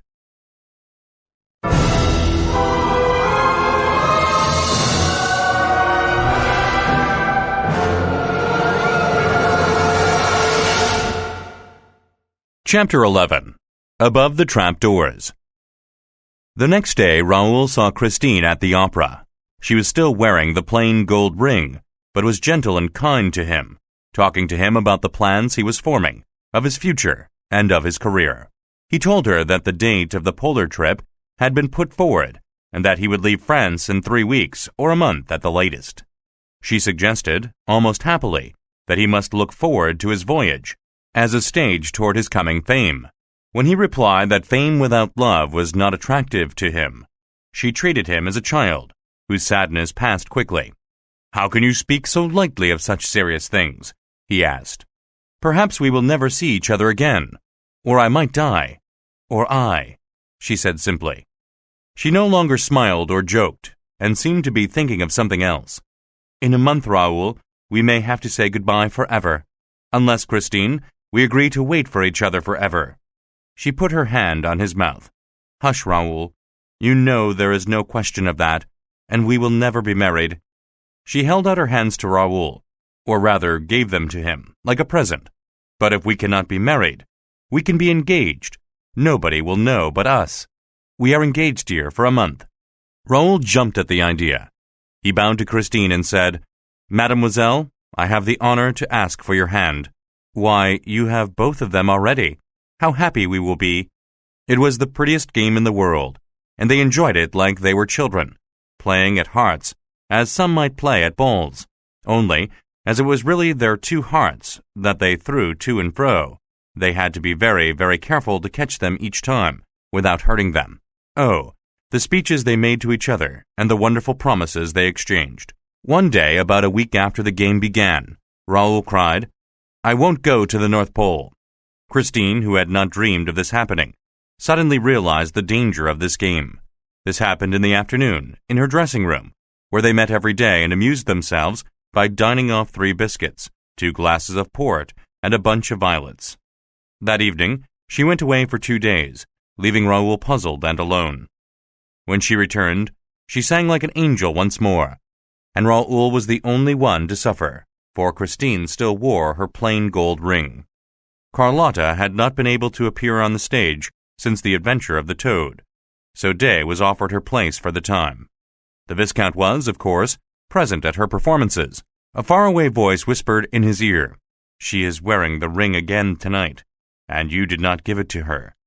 If she will not tell you what she has been doing these past 2 days, you must go and ask Eric." The next day, he returned to the opera. He and Christine decided to go for a walk, while Raoul thought she would suggest a walk in the country, far from that building which he hated as a prison with its prison master, Eric. She suggested a walk around the sets instead. On another day, they walked hand in hand, along a deserted garden set. It was as though the real sky and the real flowers were forbidden to her, and she was not allowed to breathe any other air than that of the theater. She would drag Raoul up above the clouds, in the wonderful disorder of the sets, where she loved to scare him by running in front of him along the weak bridges, among the thousands of ropes, in the middle of a forest of sheets and ties. She took him to the clothing and property rooms, all over her kingdom, which was artificial, but huge, covering 17 floors, from the ground floor to the roof. By paying extra attention to what was occurring around them, they could hide what was happening within their hearts. Christine was becoming more and more nervous. She would start running without reason, or suddenly stop, her hands turning ice cold in a moment. Once, when they were passing before an open trap-door on the stage, Raoul stopped and said, "You have shown me the upper part of your kingdom, Christine. Won't you show me below?" "Never," whispered Christine. "I will not have you go there, because everything that is underground belongs to him." Raoul looked her in the eyes and said, "So he lives down there, does he?" "I never said that. I sometimes wonder if you are mad, Raoul." And she pulled him away. Suddenly the trap-door was closed so quickly that they did not see who worked it. "Perhaps he was there," said Raoul. No, he has shut himself up. He is working. He can't open and shut trap-doors and work at the same time," said Christine. "What is he working on?" "Oh, something terrible. But it's better for us that he is. When he's working, he sees nothing. He becomes a living dead man and has no time to amuse himself with trapdoors. Are you afraid of him? No, of course not. The next day and the following days, Christine was careful to avoid the trapdoors. At last, one afternoon, she arrived very late, with her face so awfully pale and her eyes so awfully red that Raoul decided not to do anything, including not going on his trip to the North Pole, unless she first told him the secret of the man's voice. I will hide you in some unknown corner of the world where he cannot come to look for you, Raoul said. You will be safe, and then I will go away, as you have sworn never to marry. Higher, was all she said, and she began dragging him up toward the top of the building. Despite the care which she took to look behind her at every moment, she failed to see a shadow which followed her like her own shadow, which stopped when she stopped and started when she started, making no noise, as a good shadow should. As for Raoul, he saw nothing either, for when Christine was in front of him, nothing interested him that happened behind.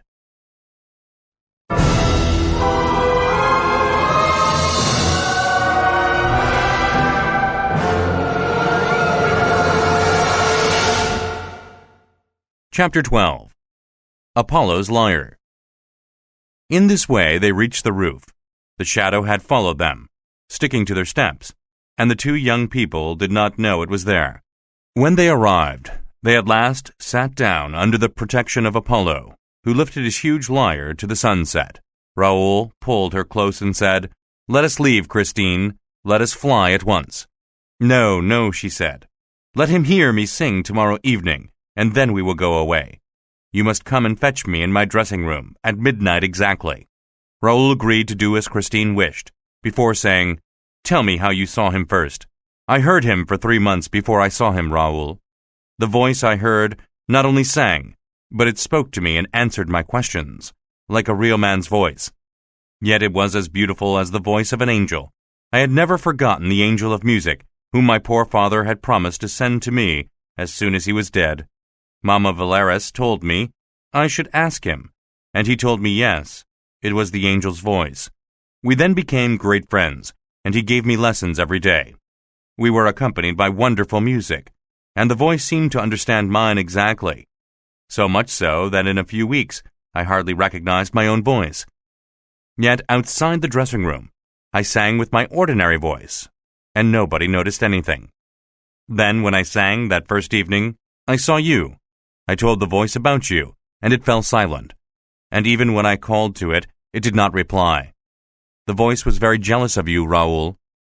Christine laid her head on Raoul's shoulder, and they sat like that for a moment in silence, without noticing the moving shadow of 2 black wings above them.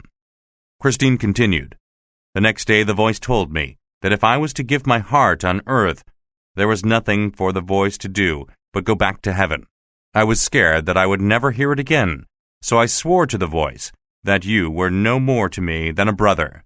You remember the terrible evening when Carlotta thought that she had been turned into a toad on the stage, and when the house was suddenly dark when the chandelier came down? I was worried for the voice, thinking it might have been killed or wounded, just like a human. When I could not find him, I ran to my dressing room, hoping it would come to me. Suddenly the music came, told me to stand up and walk, and soon I found myself outside my room in a long black corridor. A cold, bony arm took me around the waist and supported me, and we walked toward a little red light. I was in the hands of a man in a large cloak, wearing a mask that hid his whole face. When my mouth opened to scream, a hand closed over it. It was a hand that smelled of death. I fainted, and when I woke up, I was lying on the back of a white horse. "Caesar," I whispered, remembering the rumor that the white horse had been stolen by the opera ghost. Never had I imagined the voice and the ghost were one.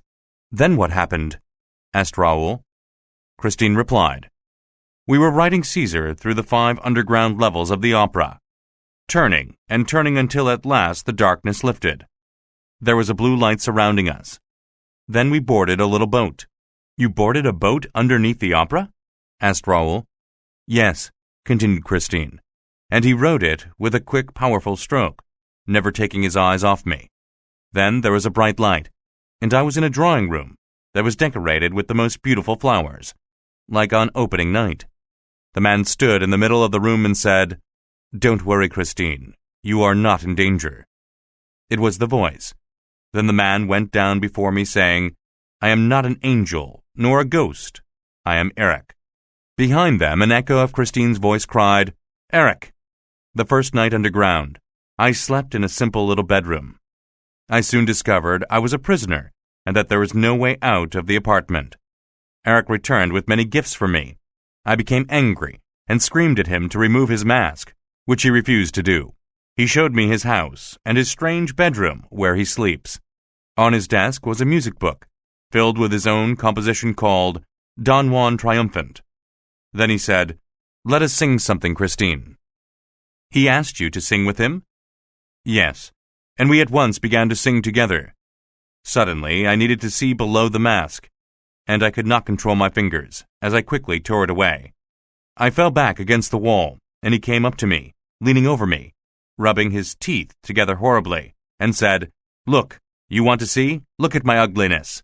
When I turned my head away, he drew it back to him, twisting his dead fingers into my hair.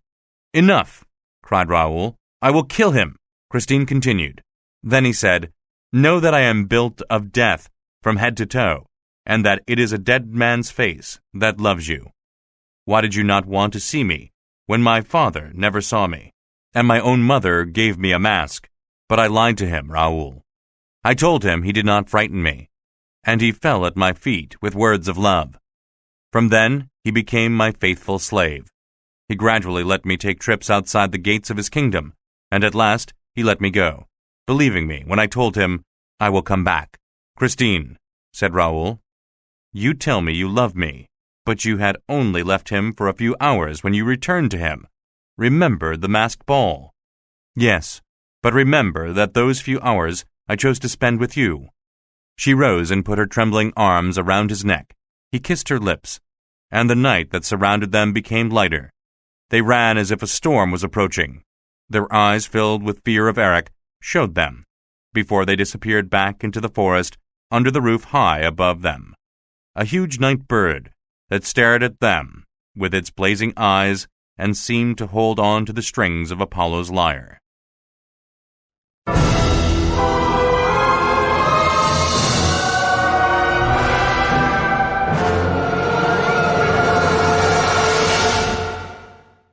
Chapter 13. A Master Stroke. Raoul and Christine ran and ran to escape the blazing eyes that showed only in the dark, and they did not stop before they came to the 8th floor, on the way down. There was no performance that night, and the stage stood empty.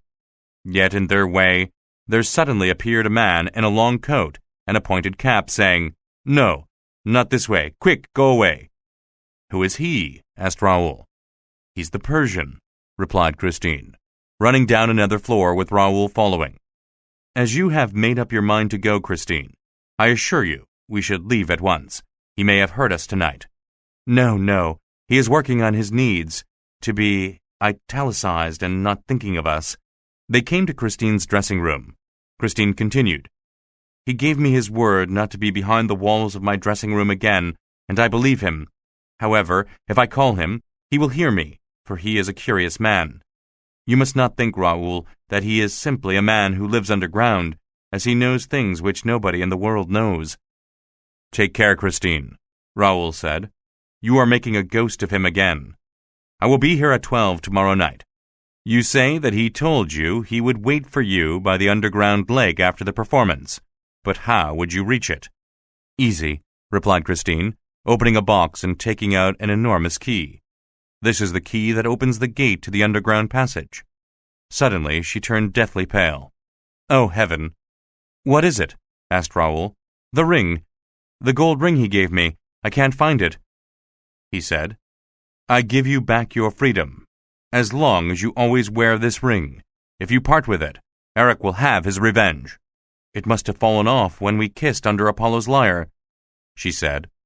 "Then we must run away at once," said Raoul. "No, we will go tomorrow," replied Christine, and she turned and walked quickly away from him, looking worried. That night in bed, Raoul saw 2 yellow eyes, like blazing fires, at the foot of his bed. He trembled, reached for a box of matches and lit one, the eyes disappearing. He rose, hunted about, went around the room and looked under his bed like a child before climbing back in. The eyes reappeared, and Raoul sat straight up and cried, "Eric, is that you?" Then patiently, calmly, he seized his gun and pointed it between the two eyes because surely, if they were eyes, and if above those two eyes there was a forehead, and if Raoul fired just right, he fired, making a terrible noise in the sleeping house. And this time the eyes disappeared. Servants came immediately with lights, and so did Raoul's brother Philippe, who called out, "What was that noise, Raoul? Are you ill? In God's name, tell us what happened." Raoul got out of bed, got dressed, and put on his slippers. He took a light from the hands of a servant and went out onto the balcony. "Aha!" he said. "Blood. A ghost who bleeds is less dangerous." Raoul went on making these strange remarks, which matched so completely and logically with the thoughts inside his head, and which, at the same time, caused his servants to think that he had gone quite mad. "Who is Eric?" asked the Count, pressing his brother's hand. "He is my rival, and if he's not dead, it's a pity." Soon the two Chagnets were left alone. The servants could hear them arguing through the wall about something to do with an actress called Christine Day. The next morning at breakfast, Philippe handed Raoul a paper, in which Raoul read, "The latest news is that there is a promise of marriage between Mlle Christine Day, the opera singer, and M. le Vicomte Raoul de Chagny. Count Philippe has sworn that for the first time on record, the Chagnets will not keep their promise. I also wonders how the Count will prevent his brother from marrying Christine. The two brothers are very close, but the Count is mistaken if he imagines that brotherly love will win over love, pure and simple. You see, Raoul, said the Count, you are making us look ridiculous. Have you quite made up your mind to go tonight with her? Yes, I have, Philippe, replied Raoul. Raoul spent the whole day preparing for flight. The horses, the carriage, the money needed for the journey, and the road to be taken. He had decided not to go by train, so as to hide from the ghost. All of this had to be settled, and it kept him busy until 9 o'clock. At 9 o'clock, a sort of traveling carriage, with its curtains drawn, pulled by two powerful horses and driven by a coachman whose face was almost covered by a scarf, took its place at the side entrance to the opera. A shadow in a soft hat and a long black coat passed alongside the carriage, examined it carefully, went up to the horses and the coachman, and then moved away without saying a word. This may have been the Vicomte de Chagny, yet it also could have been the ghost, who knew everything already. That morning's article had already produced its effect, for all eyes were turned to the box where Count Philippe sat alone, while everyone wondered where the Viscount might be. Carlotta, having recovered from the toad incident, made her entrance and sang beautifully. Poor Christine raised her eyes on this fresh subject of excitement and, recognizing her rival, began to sing even more wonderfully to beat her. She sang to the angels, and the audience themselves felt as if they had wings. In the center of the theater, a man stood up and remained standing, facing Christine. It was Raoul. Holy angel, heaven's best, she sang. Christine, with her arms out, her throat filled with music, her beautiful hair falling over her shoulders, cried, My spirit longs with you to rest. At this moment, the stage was suddenly thrown into darkness. It happened so quickly that the audience hardly had time to make a sound, for the gas at once lit the stage again. But Christine Day was no longer there. What had happened to her? Everyone exchanged looks, without understanding, and then the crowd began making a lot of noise. Men rushed from the wings to the spot where she had been singing. It really was as though she had gone up to the angels. Raoul, still standing, gave a cry as Count Philippe sprang to his feet in the box. People looked at Raoul, at the stage, and at the Count, and wondered if this curious event were connected with that morning's newspaper article. At last, the curtain rose again slowly, and a sad and serious voice said, Ladies and gentlemen, a strange event has taken place, for our Christine Day has disappeared before our eyes, and nobody can tell us how.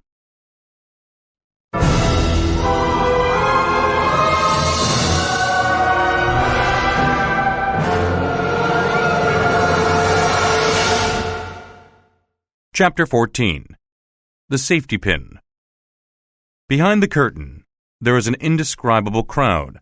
Artists, scene shifters, dancers, singers, and members of the audience were all asking questions, shouting and hustling one another. What became of her? She's run away. With the Vicomte de Chagny, of course? No, with the Count. Ah, here's Carlotta. Carlotta did the trick. No, it was the ghost. A few laughed. For a careful examination of the trapdoors and boards had put the idea of an accident out of the question. In the middle of all this noise, 3 men stood talking in low voices and with despairing gestures. They were Gabriel, the singing master, Mercier, the acting manager, and Remy, the secretary. They stood in a corner of the lobby and argued about the managers, M. Richard and M. Moncharmin. I knocked at the door, said Remy. They did not answer. Perhaps they have gone out. In any case, it's impossible to find out, as they have the keys.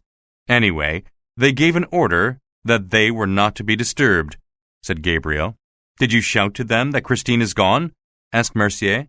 I did, but I'll go back again, said Remy, and disappeared at a run. Just then, the stage manager arrived in a great state of flurry. Well, M. Mercier, are you coming? You must come and see the organ at once. I refuse to do anything before the police arrived, declared Mercier. You're right, said the stage manager, running his hands through his messy hair.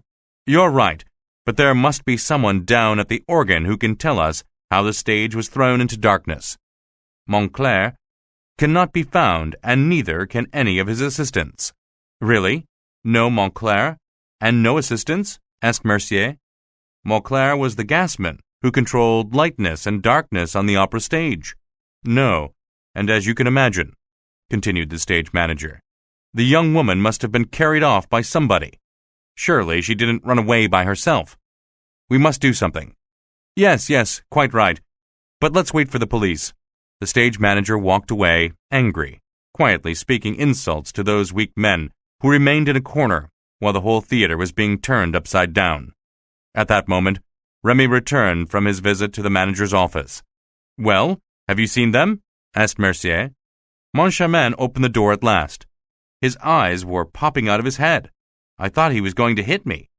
I could not get a word in, and do you know what he shouted at me? Have you a safety pin? No. Well then, go away. I tried to tell him that something had happened on the stage, but he roared, A safety pin? Give me a safety pin at once. A boy heard him. He was as loud as thunder, and ran up with a safety pin. Then Moncharmin shut the door in my face. It can't go on like this. I'm not used to being treated so rudely. And couldn't you have said Christine Day? Asked Mercier. No, he thought of nothing but his safety pin. Suddenly, Gabriel whispered, It's another trick of the OG's. Mercier could stand it no longer. Look here, I'll go and talk to them myself. Gabriel, turning very serious, stopped him. Be careful, Mercier. If they're staying in their office, it's probably because they've got to. OG has more than one trick up his sleeve. But Mercier shook his head. I'm going. If people had listened to me, the police would have known everything about the OG long ago. And he went. What's everything? Asked Remy. Tell me, Gabriel. This evening, our managers Richard and Moncharmin were behaving like they were mad. I never noticed, growled Gabriel. Then you're the only one. Everyone else did. I know you saw them too. Tell me, why won't they let anyone come near them? What? They won't let anyone come near them? Asked Gabriel innocently. Remy continued. No, and they won't let anyone touch them. Really? That certainly is odd. Yes, it is. And then they walk backward, shouted Remy. Backward? Our managers walk backward? I thought only crabs walked backward, laughed Gabriel. Don't laugh, Gabriel, protested Remy. Perhaps you can tell me this. When I went up to M. Richard to shake his hand, why did he whisper, Go away, don't touch me? Do I have an infectious disease? It's incredible. And later on, when M. de la Borderie went up to M. Richard, didn't you see? M. Moncharmin jumped between them and say, Don't touch him, and M. Richard bowed in front of him, even though there was nobody there, and then walked away backward. Backward? And Moncharmin also walked backward. They went like that to the staircase and up to the manager's office. Well, If they are not mad, will you please explain what it means?" "Perhaps they were practicing something from the ballet," suggested Gabriel weakly. Remy was furious at Gabriel's joke. "Do not lie to me, Gabriel. Things happened this evening for which you and Mercier are partly responsible." "What do you mean?" asked Gabriel. "Christine Day was not the only one who disappeared tonight. Perhaps you can tell me why I saw Mercier leading Ma'am Giry away earlier." "Do you think we've eaten her?" "Don't play games. I know you have locked her up in the office, and anyone who passes can hear her yelling." At that point, Mercier arrived, out of breath. He said, "It's worse than ever." I shouted, "It's a serious matter, managers, so open the door. It is I, Mercier." I heard footsteps. The door opened and Moncharmin appeared. He was very pale and said, "What do you want?" I answered, "Someone has run off with Christine Day." What do you think he said? "Good," and he shut the door, after putting this in my hand. Mercier opened his hand and Remy and Gabriel looked. "The safety pin," cried Remy. "Strange, very strange," muttered Gabriel, who could not help shivering. Suddenly a voice made them all spin around. "I beg your pardon, gentlemen, but could you tell me where Christine Day is?" In spite of the serious circumstances, the question would have made them roar with laughter if they had not seen a face so sad that they were at once seized with pity. It was the Vicomte Raoul de Chagny.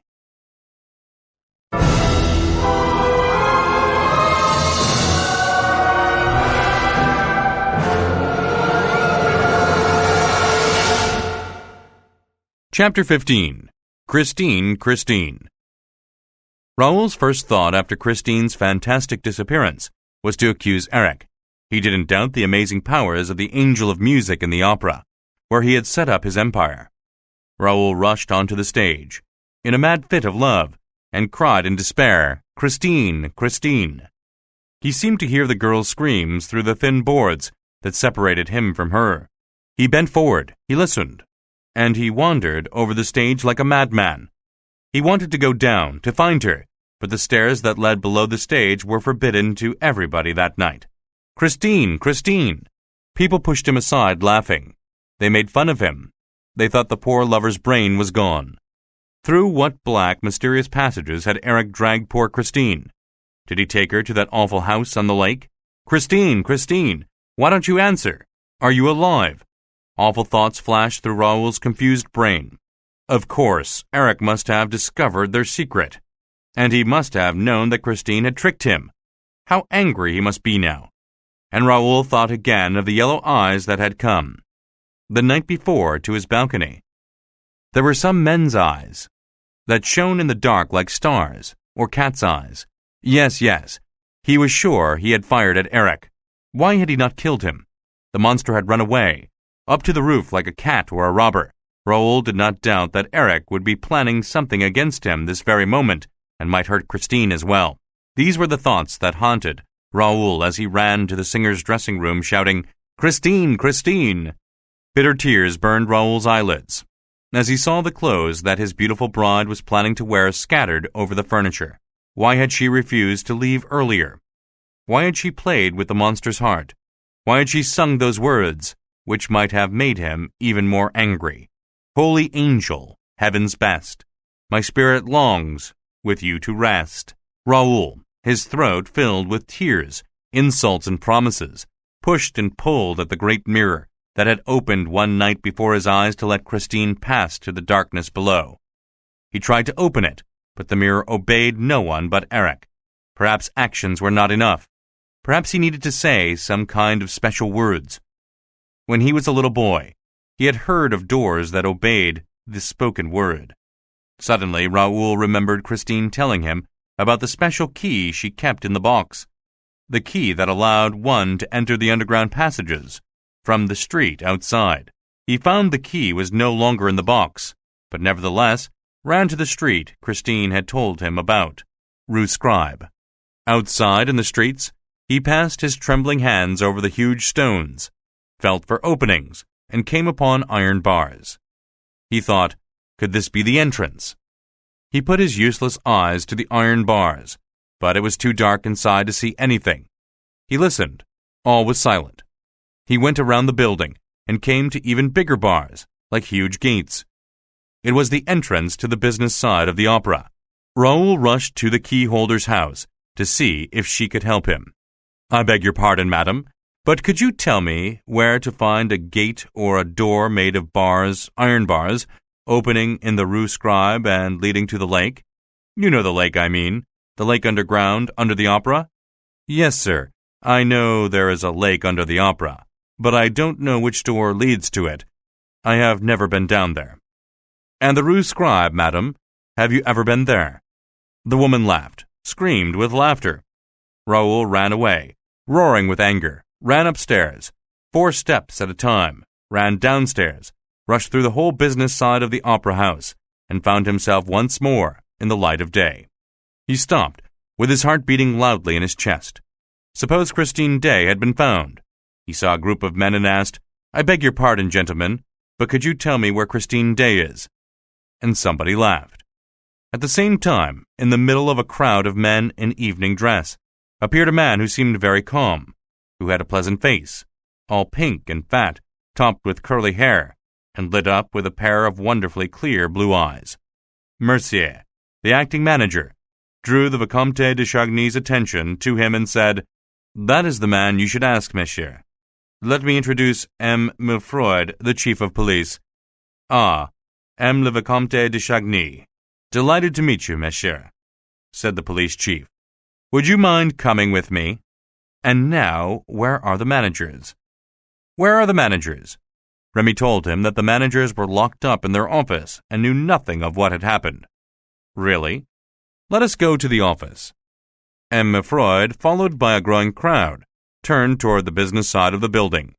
At that moment, Mercier slipped a key into Gabriel's hand, saying, "This is all going very badly.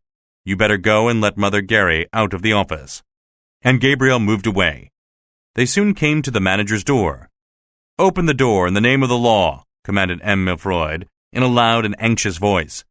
At last the door opened. Everyone rushed into the office behind the police chief. Raoul was the last to enter. As he did, he felt a hand on his shoulder and heard a voice in his ear. Eric's secrets concerned no one but himself. He turned around, very surprised. He saw that the man had moved his hand from Raoul's shoulder to his own lips, telling Raoul to be quiet. Raoul saw the pointed hat and green eyes and recognized him instantly as the Persian. The stranger continued making the sign for Raoul to be quiet, and then, just when the surprised Viscount was about to ask the reason behind all these mysterious events, the Persian bowed and disappeared.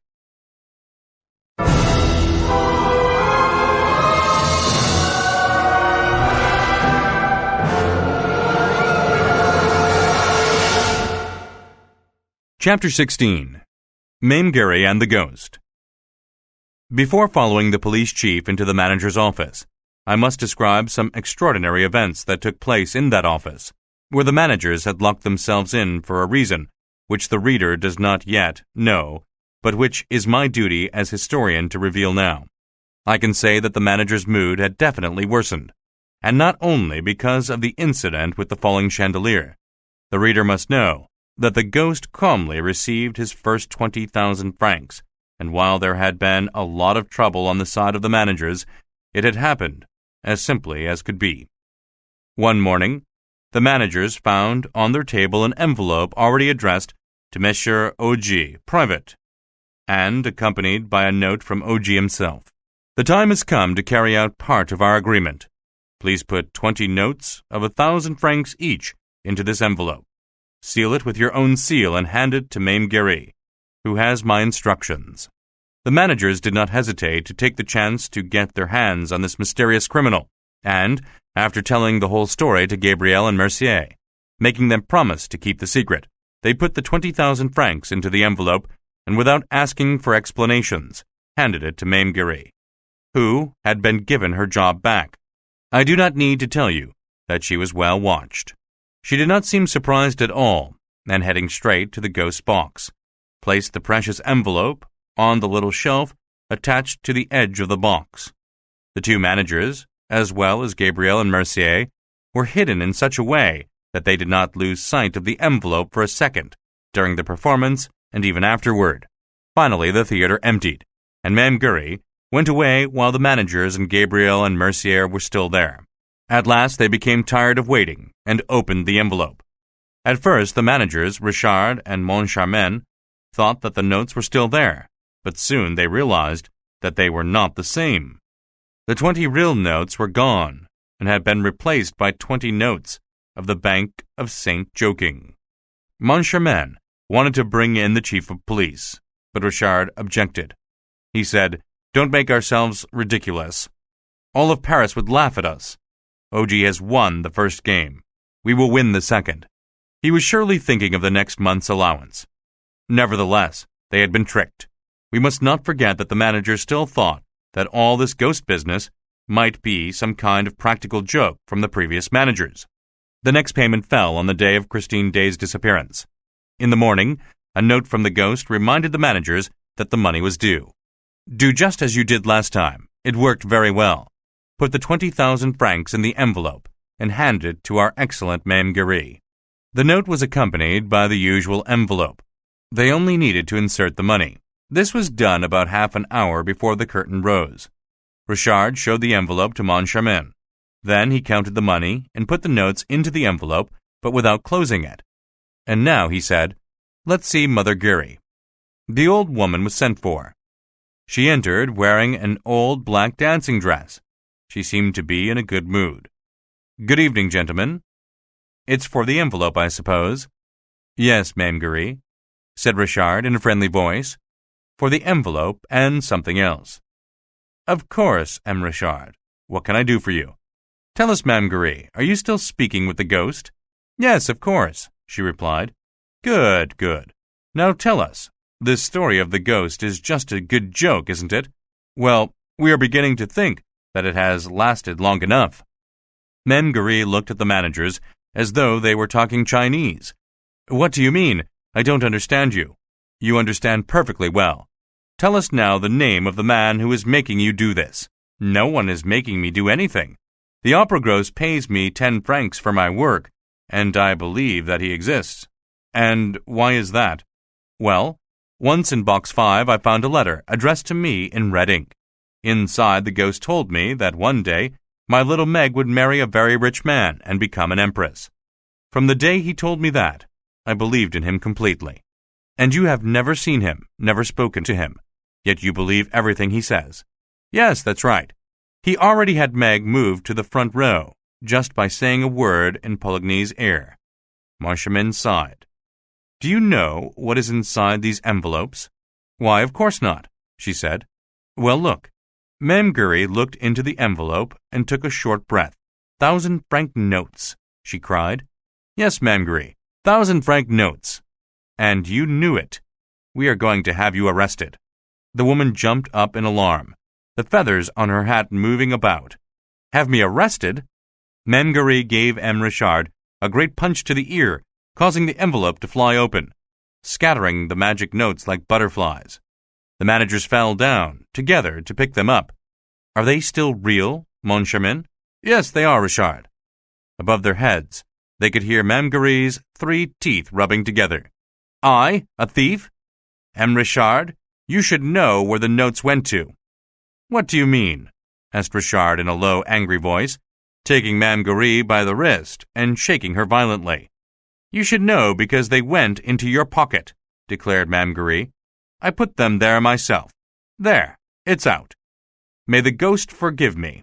Richard began yelling at her, but Moncharmin ordered him to be quiet. "Let the woman explain herself. We are so close to understanding this mystery. You shouldn't behave like that." He resumed his questions. "What sort of envelope did you put in M. Richard's pocket?" "Well, the envelope which M. Richard gave me was the one I slipped back into M. Richard's pocket," explained Mame Giry. "The one which I took to the ghost's box was another envelope, which the ghost gave me earlier, and which I hid up my sleeve." As she spoke, Mame Giry took from her sleeve an envelope already prepared for that evening. They opened it and saw that it contained 20 notes from the Bank of St. Joking. "How simple," said Moncharmin.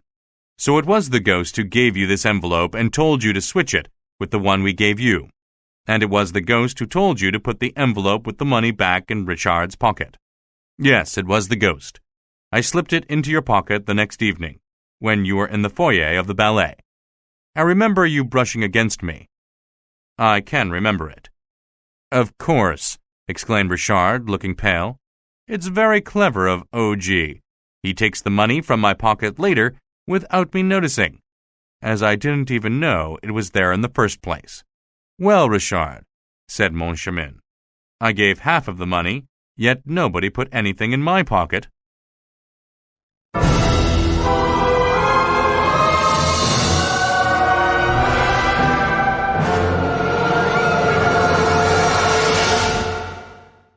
Chapter 17. The Safety Pin Again. Moncharmin's last phrase clearly expressed his suspicion of Richard. They had quite an argument, after which it was agreed that Richard would go along with all of Moncharmin's wishes, and together uncover the true criminal who was victimizing them. Richard and Moncharmin decided first that Richard should repeat the exact movements which he made on the night of the disappearance of the first 20,000 francs. Secondly, they decided that Moncharmin should not lose sight of Richard's pocket for a second, into which Mame Giry would slip the 20,000 francs. And Richard went and stood at the same spot where he had been when he had bowed to the Undersecretary for Fine Arts. And Moncharmin took his position a few steps behind him. Mame Giry passed, rubbed against M. Richard, got rid of her 20,000 francs in the manager's pocket, and disappeared.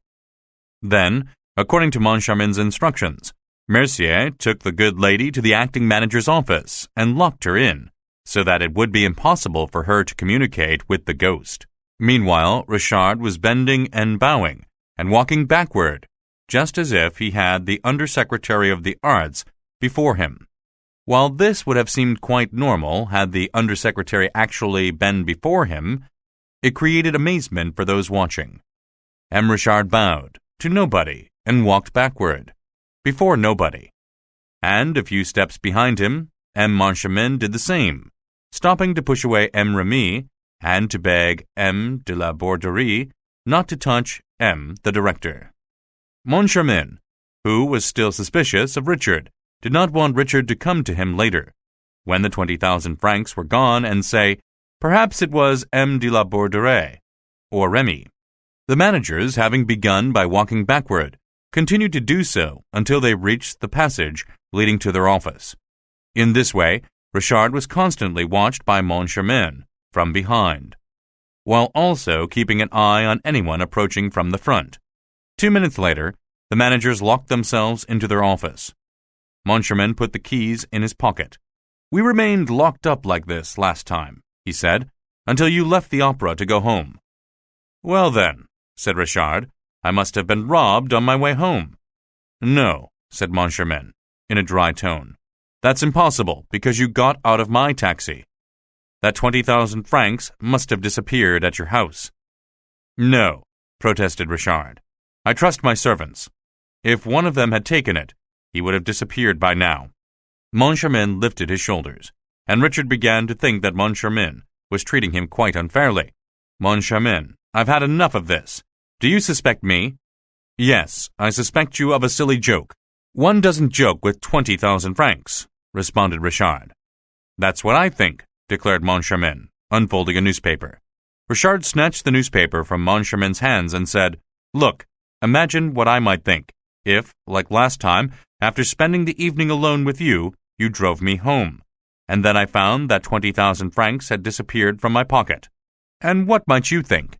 Asked Moncharmin, red with rage. I might think that if the money isn't in my pocket, there's a very good chance that it's in yours. Moncharmin jumped up suddenly. Oh, he cried, a safety pin. What do you want a safety pin for? Asked Richard. To fasten the 20,000 francs to the inside of your pocket. Then, no matter where you are, you will be able to feel if someone tries to pull the money from your pocket. A safety pin. It was at that moment when Moncharmin opened the door on the passage and shouted, A safety pin! Somebody give me a safety pin! And we also know how, at the same moment, Remy, who had no safety pin, had the door closed in his face, while the boy gave Moncharmin the pin he wanted. What happened is this. Moncharmin locked the door again. Then he went down behind Richard's back, took the envelope from Richard's pocket and drew out the banknotes with a trembling hand. He was happy to find that they were all there and quite real. He put them back into Richard's pocket and pinned them with great care. Then he sat down behind Richard and kept his eyes fixed on his pocket, while Richard sat at his writing table. "Be patient, Richard," said Moncharmin. "We have only a few minutes to wait. The clock will soon strike 12. Last time, we left at exactly 12 o'clock. The time passed, slowly, heavily, mysteriously. Richard tried to laugh. "I will end up believing in the ghost," he said. "Don't you feel there is something uncomfortable, alarming in this room?" "You're quite right," said Moncharmin. "The ghost," continued Richard. "Suppose it were a ghost who put the trick envelopes on the table, who talks in box 5, who cut down the chandelier, and who robs us. If the notes disappear tonight, well, we will have to believe in the ghost." At that moment the clock struck 12. The two managers shivered. Sweat ran down from their foreheads. When the clock stopped ringing, they gave a sigh and stood up. "Well, I think we can go now," said Richard. "Before we go," said Moncharmin, "do you mind if I check your pocket?" "Not at all." "Well?" Richard asked as Moncharmin was feeling inside. "Well, I can feel the pin, but I can't feel the notes." "Come, no joking, Moncharmin." Richard became impatient as he tore off his coat and searched the pocket, which was empty. The strangest part of it all was that the pin remained in exactly the same place. They both turned pale. It must have been the ghost. But Richard suddenly jumped at his partner and said, "Give me back my 20,000 francs. I know you have it." "I swear I haven't got it," protested Moncharmin. Just then, somebody knocked at the door. Moncharmin opened it automatically, seeming not to recognize Mercier. With an unconscious movement, he placed the safety pin into Mercier's confused hands.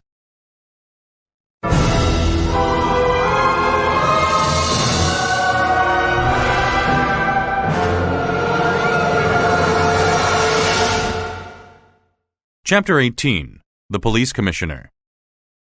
The first words of the commissioner when he entered the manager's office were to ask after the missing singer. "Is Christine Day here?" "Christine Day?" echoed Richard. "No, why?" Richard repeated his question, for the commissioner and the crowd who had followed him into the office. "Why do you ask if Christine Day is here?"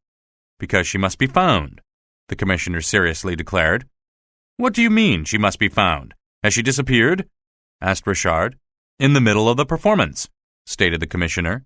"In the middle of the performance. This is extraordinary, isn't it? And what is quite extraordinary is that you should hear it from me."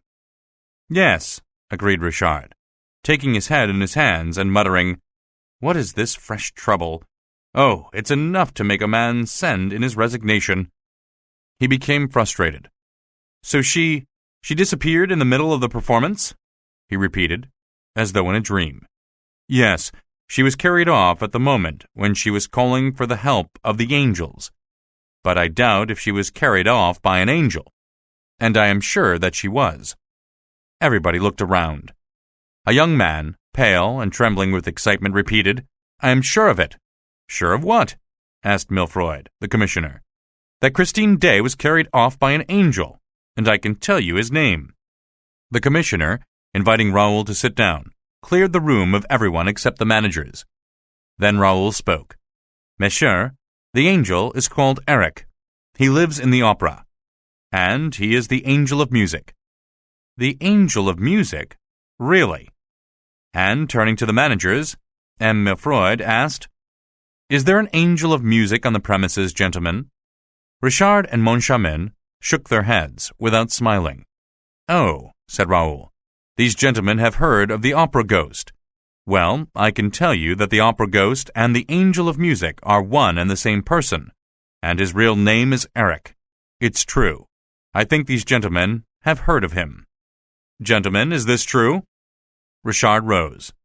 "No, M. le Commissioner, no. We do not know him, but we wish we did. He robbed us of 20,000 francs this evening." And Richard turned a terrible look at Moncharmin, which seemed to say, "Give me back the 20,000 francs or I'll tell the whole story." Moncharmin understood what he meant, for he said, "Oh, tell everything, why don't you?" Milfroid looked at the managers, then at Raoul, and wondered whether he had wandered into a madhouse. He passed his hand through his hair. "Well," he said, "a ghost who carries off an opera singer and steals 20,000 francs on the same evening must be quite a busy ghost. Be serious, M. de Chagny. You believe that Mademoiselle Christine Day was taken by a man named Eric. Do you know him?" "Yes, monsieur. I can understand that my story will seem strange to you, but I beg you to believe that I am not crazy. The person dearest to me is in danger. Since every minute is important, I must tell you the strangest story you won't believe. I will tell you all I know about the opera ghost, even if it is not much." Go on, exclaimed Richard and Moncharmin, suddenly very interested. While they hoped to learn something that might lead them to the criminal, they soon accepted that M. Raoul de Chagny had completely lost his head. All the stories about death's heads, enchanted violins, and the like could only take place in the brain of a youth mad with love. The chief of police was about to cut the interview short when other events interrupted. The door opened, and a man entered, dressed in a huge dress coat and a tall hat. He went up to the chief of police and spoke to him in a whisper. He was obviously a detective delivering a piece of important information. While he listened, Mifroid did not take his eyes off Raoul. At last he said, "We have talked enough about the ghost. I think we will now talk a little about yourself. Tell me, did you plan to take Christine Day away tonight after the performance?" "Yes, Commissioner." "All your arrangements were made, and you had fresh horses ready?" "Yes, Commissioner." "And your carriage is still outside, awaiting your orders?" "Yes, Commissioner." "Did you know there were 3 other carriages outside? They were the carriages of Mademoiselle Sorelli, of Carlotta, and of your brother, M. le Vicomte de Chagny.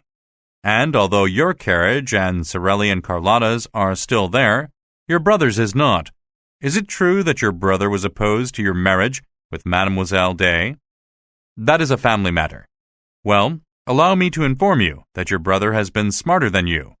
It is he who has carried off Christine Day. He has left Paris on the Brussels road." "Are you sure?" cried Raoul. "Oh, I will catch them." And he rushed out of the office. The commissioner turned to the managers. "I have no idea if M. le Vicomte de Chagny has really carried off Day, but I want to know, and I think the young man will find out for us. That is the secret of good police work." But as Raoul ran down the corridor, he was stopped by a tall figure. "Where are you going so fast, M. de Chagny?" asked a voice. Raoul raised his eyes impatiently and recognized the pointed cap from before. "It's you," he cried. "You, who knows Eric's secrets and will not tell me. Who are you?" "You know who I am. I am the Persian."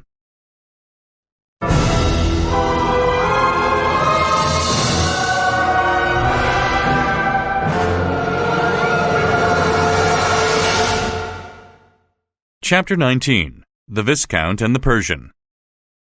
Raoul now remembered that his brother had once shown him this mysterious man, of which nothing was known except that he was a Persian, and that he lived in a little old apartment in the Rue de Rivoli. The man, with the pale skin, the green eyes, and the pointed cap, bent over Raoul. "I hope, M. de Chagny," he said, "that you have not told Eric's secrets." "And why should I hesitate to tell the secrets of that monster, sir?" Raoul asked, trying to make the Persian leave him. "Is he your friend by any chance?" The Persian man responded, "I hope that you said nothing about Eric, sir, because Eric's secret is also Christine Day's, and to talk about one is to talk about the other." "Oh, sir," said Raoul, becoming more and more impatient, "you seem to know about many things that interest me, and yet I have no time to listen to you. Once more, M. de Chagny, where are you going so fast?" "Can't you guess? To Christine Day's assistance." "Then, sir, stay here, for Christine Day is here." "With Eric?" "With Eric." "How do you know?" "I was at the performance, and no one in the world but Eric could design a disappearance like that. I recognized the monster's touch," declared the Persian. "You know him, then?" The Persian just sighed. "Can you help me, then? I mean, can you help Christine Day?" "I think so, M. de Chagny. And that is why I spoke to you." "What can you do?" "Try to take you to her. And to him." If you can do me that service, sir, my life is yours. So tell me, the police commissioner thinks that my brother kidnapped Christine. Is this possible? No, I don't believe a word of it. Your arguments are convincing, sir, and I am a fool. Oh, let us be quick. You are the only one who believes me, who does not laugh when I say Eric's name. Then Raoul seized the Persian's hands, which were ice cold. Silence, said the Persian. We must not mention that name here. Let's say he and him. Then there will be less danger of attracting his attention. Do you think he is near us? Asked Raoul. Quite possibly.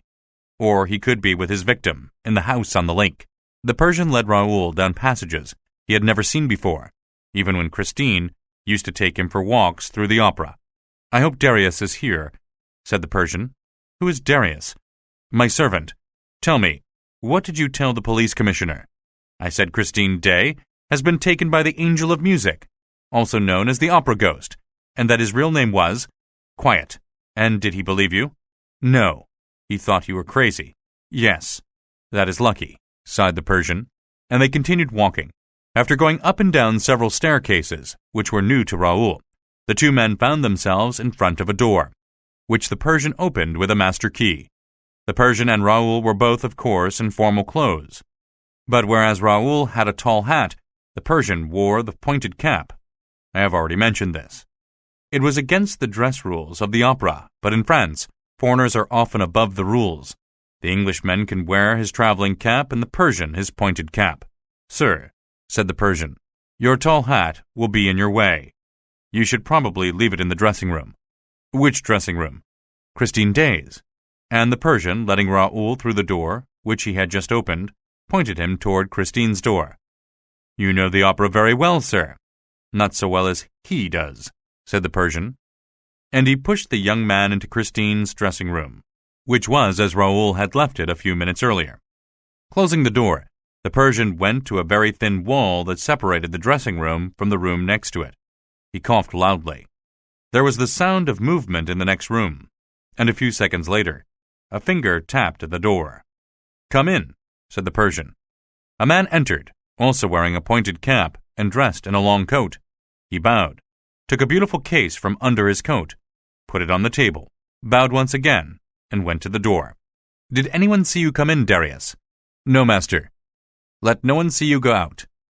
The servant looked carefully down the passage and quickly disappeared. The Persian opened the case. It contained a pair of long pistols. When Christine Day was carried off, sir, I sent word to my servant to bring me these pistols. I have had them a long time, and they are very good. Will there be a fight? Asked the young man. Certainly. And what a fight. Handing one of the pistols to Raoul, he added, In this fight, we will be 2-1. But you must be prepared for everything, for we will be fighting the most terrible opponent you can imagine. But you love Christine Day, don't you? I worship the ground she walks on. But you, sir, tell me why you are ready to risk your life for her. You must certainly hate Eric. No, sir, said the Persian sadly. I do not hate him. If I hated him, he would have been stopped a long time ago. Has he harmed you? I have forgiven him for the harm he has done me. I don't understand. You treat him as a monster. You speak of his crimes. He has done you harm, and yet you seem to pity him. The Persian did not reply. He took a chair and put it against the wall facing the great mirror. Then he stood on the chair, and with his nose to the wall, seemed to be looking for something. Ah, he said, after a long search. I have it. Raising his finger above his head, he pressed against a corner in the pattern of the paper. Then he turned around and jumped down. In half a minute, he said, we will be on his road. Then he walked to the great mirror and felt it. It isn't moving yet, he muttered.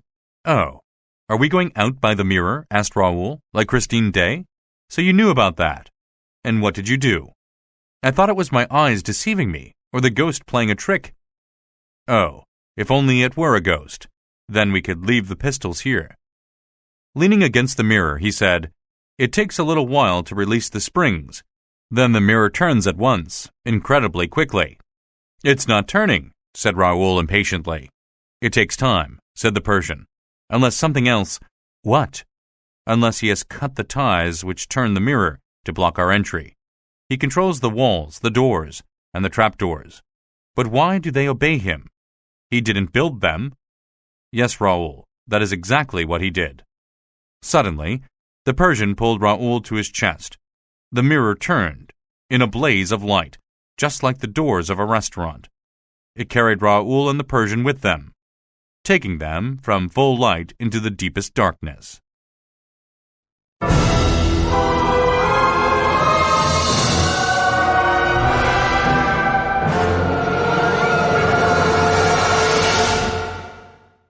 Chapter 20. In the Cellars of the Opera. "Hold your hand up, ready to fire," said the Persian.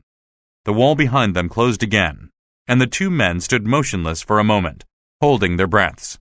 At last, the Persian decided to make a movement, and Raoul heard him slip on to his knees and feel for something in the dark with his hands. Suddenly, he held up a small red lantern. Raoul saw that the floor, the walls, and the ceiling were all formed of wood. It must have been the usual path taken by Eric to reach Christine's dressing room. The Persian went on his knees again and put his lantern on the ground. Suddenly, he turned off the light. Then Raoul heard a faint click and saw a very pale square in the floor, like a window had opened on the opera cellars. "Follow me, and do as I do." Raoul saw the Persian, with his pistol between his teeth, slide into the cellar below. Strangely, the Viscount completely trusted the Persian, though he knew nothing about him. His emotion, when he was speaking about the monster, seemed to be sincere, and if the Persian meant to harm him, he would not have given him a pistol. Besides, Raoul must reach Christine at all costs. He followed the Persian down. "Let go," said a voice, and he dropped into the arms of the Persian, who told him to lie down flat, closed the trapdoor above him, and bent down beside him. Suddenly, he heard a voice, which he recognized as that of the police commissioner. Raoul and the Persian were completely hidden. Near them, a small staircase led to a little room where the commissioner was walking up and down, asking questions. In the faint light, Raoul could see 3 bodies near him. Raoul could have touched them by stretching out his arm. The commissioner was asking questions about Mauclair, the lighting manager. Neither he nor his assistants could be found. I mentioned before that a door opened onto a little staircase. The commissioner pushed against it, but it resisted. "I say," he said to the stage manager, "I can't open it. Is it always this difficult?" The stage manager forced it open with his shoulder. He recognized one of the bodies at once. "Mauclair, he is dead." However, Commissioner Mifroid, whom nothing surprised, said, "No, he is dead drunk, which is not quite the same thing." "Oh, Mauclair doesn't drink, sir." "Send for the doctor of the theater, please." And Mifroid exclaimed, "Curious, very curious." Some men came to take the sleeping bodies away. When they were alone, Raoul and the Persian stood up. The Persian told him to keep his hand in front of his eyes, ready to fire his pistol. He then said something strange. "It doesn't matter if you shoot well or not, and actually, you can leave the pistol in your pocket. You just need to hold your arm as if you were about to shoot. It is a matter of life and death. And now, silence, and follow me." The 5 cellars of the opera were enormous. The lower they went, the more careful the Persian was. He kept turning to Raoul to see if he was holding his arm out properly, even though his pistol was in his pocket. Suddenly, a loud voice made them stop. Someone above them shouted, "All the door closers on the stage. The police commissioner wants them." They walked on, and in the 5th cellar, something moved in the darkness before them.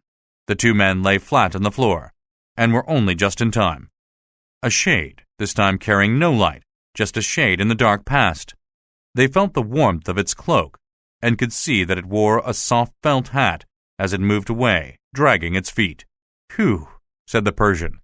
"That shade knows me, and has twice taken me to the manager's office." "Is it someone belonging to the theater police?" asked Raoul. "Oh, it's much worse than that," replied the Persian, with no further explanation. "It's not he? He? No. If he does not come up behind us, we will see his yellow eyes." The Persian had hardly finished speaking when a fantastic face came into sight. A whole fiery face, not just 2 yellow eyes. Yes, a head of fire came toward them, at a man's height, but without a body attached to it. At the same time, they began to hear a strange sound. It sounded like 1,000 nails were being drawn along against a board, a truly awful noise. The fiery face came closer and closer, and they could see its features clearly. The round eyes were staring, the nose a little bent, and the mouth large. The Persian and Raoul could go no further back, and flattened against the wall. The fiery face and its nose came level with them. The two companions, flat against the wall, felt their hair stand on end with horror, for they suddenly realized what the 1,000 noises meant. A wave passed between their legs, climbed up their legs, digging in their little nails. The two men were ready to faint with pain and fear when the head of fire turned around and said, "Don't move. I am the rat catcher. Let me pass with my rats." And the head of fire disappeared, vanished in the darkness, dragging with him the waves of scratching rats. Raoul and the Persian breathed again, though still trembling. "Are we very far from the lake, sir?" asked Raoul. "When will we get there?" "You baby," said the Persian. "We can't enter the house by the lake. Many men who tried have never been seen again. One piece of advice: never go near the lake, and shut your ears if you hear the voice singing under the water. There is only one way to enter the house, and that is to go unnoticed by the monster." "And how can we enter the house without crossing the lake?" "We enter from the third cellar, which is where we will go now." They went up, stopping at each step, looking into the darkness and the silence, till they came to the third cellar.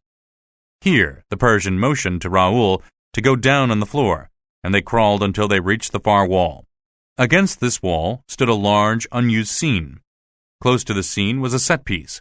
The Persian, still on the floor, stopped and listened. Then he slipped between the set piece and the set, with Raoul close upon his heels. Raoul saw him lean heavily on the wall, just as he had in Christine's dressing room. Then a stone gave way, leaving a hole in the wall. This time, the Persian took his pistol from his pocket and made a sign to Raoul to do as he did. He went through the hole with some difficulty, and Raoul, who would have liked to have gone first, followed him. The Persian crawled a little further, then turned to Raoul and said, "I am going to hang by my hands from the edge of the stone and let myself drop into his house. You must do exactly the same. Do not be afraid." Raoul dropped down into the darkness, thick around them. The silence was terrible. They realized the stone had closed over the hole. A lasso lay on the ground. "Where are we?" Raoul asked. "We are in his torture chamber," replied the Persian. I will now allow the Persian to tell you in his own words about this torture chamber, and about what happened to him and his companion there.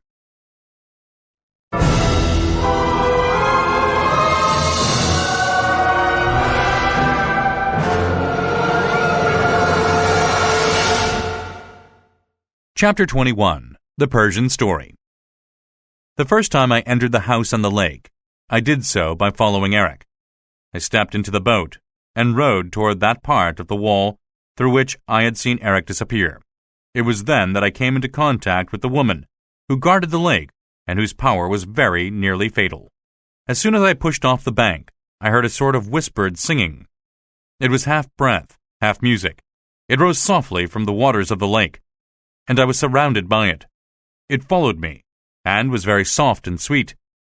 I looked out of my little boat over the water, for it seemed the singing came from the water itself. I looked over and further still, for while I had no doubt the voice was some trick of Eric's, I could not help myself. Suddenly, two monstrous arms came out of the water and seized me by the neck, dragging me down. I would have been lost if I had not given a cry so that Eric would know me. Instead of drowning me, he swam with me and laid me gently on the bank. "How silly you are," he said. "I did not invite you here. Did you save my life only to make it difficult for me? Oh, my dear Daroga," which means police commissioner in Persian. "Never try to enter my home again." Ever since I discovered Eric living in the opera, I had lived in constant fear of his actions. Whenever something terrible happened, I always thought to myself, it is Eric. Although Eric told me he had changed a lot and had become a good man since he was loved for himself. To me, however, it seemed this love affair could only lead to more trouble. I soon discovered the curious nature of Eric and Christine's relationship, hiding in the room next to Christine's dressing room. I listened to wonderful music, but all the same, I never would have thought that Eric's voice, which was as loud as thunder or as soft as angels' voices, could have made her forget his ugliness. I understood all when I learned that Christine had never seen him. It was easy to discover the tricks Eric used to make his voice seem next to Christine. Another time, I felt sure the poor girl was a prisoner at the house on the lake. Despite Eric's warnings, I returned to the lake and waited there for 24 hours, as I felt sure that he would need to leave soon. I had just begun to think that he must have left via another door, when I heard the sound of water in the dark, heard the boat touching shore, and saw 2 yellow eyes shining like candles. "You've been here for 24 hours, he said, "and you're annoying me. You think you are following me, you silly man, whereas it's I who am following you. Don't let me catch you here again." I said simply, "It's not you that I'm after here." "Who then?" "Christine Day." He laughed. "I have every right to see her here. I am loved by her." "That's not true," I said. "You keep her here against her will." "Well then, if you promise never to bother me again, I will prove to you that she loves me. I will believe you if I see Christine Day come out of the house on the lake and go back to it herself." "Very well, you will see that tonight, at the masked ball." To my surprise, things happened as he had said, for she left the house and returned several times. I never returned to the lake, but the idea of a secret entrance interested me. So I followed Eric and discovered the secret entrance in the 3rd cellar. Once I discovered it, I felt I should find out what was inside to keep everybody safe. One day, I moved the stone and heard the music he created. The monster was working on his Don Juan triumphant, and I knew that this was the work of his life. I heard him say, "It must be finished first." When Christine disappeared, I was not surprised. It was quite certain that she had been taken away by Eric, and I thought it would be the end of Christine, and perhaps of everybody, so much so that I thought of advising all those people who were in the theater to escape. I knew they would not take me seriously, though, so I decided not to. On the other hand, I decided to act straight away, and took the young Viscount with me to find her. As we walked, I was worried that the monster might be preparing his lasso nearby. He had lived in India, and was a master with it. He had even had his own torture chamber in India, where all kinds of horrible things would happen. Eric would enter an area to which they brought a warrior, usually a man sentenced to death, fully armed. Eric had only his lasso, and it was always just when the warrior thought that he was going to kill Eric that we heard the lasso fly through the air. With a turn of the wrist, he would tighten it around his enemy's neck, and in this way kill him. My pistols could do nothing, so that is why I instructed the Viscount to walk with his hand held high, for then if the lasso hit him, he could hook his hand under and remove it. After avoiding the police commissioner, meeting the rat catcher, and passing the man in the felt hat, the Viscount and I arrived in the 3rd cellar, between the scene and the set piece. I worked the stone, and we jumped into the house which Eric had built himself in the walls of the opera. This was the easiest thing in the world for him to do because Eric was one of the chief designers of the opera, and continued to work mysteriously all by himself when the work was officially stopped during the war. I knew Eric too well to feel at all comfortable when I jumped into his house.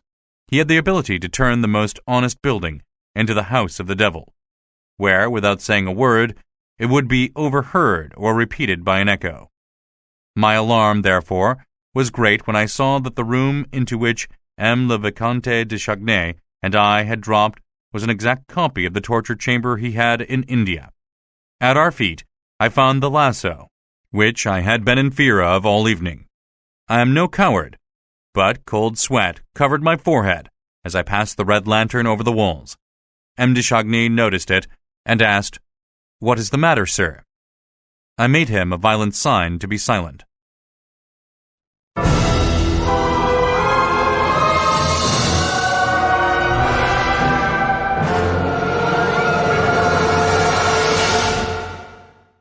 Chapter 22.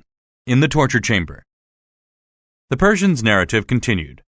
We were in the middle of a small 6-cornered room, the sides of which were covered with mirrors, from floor to ceiling.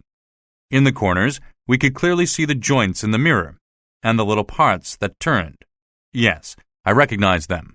I also recognized the iron tree in the corner. The iron tree, with its iron branch, for hanging men.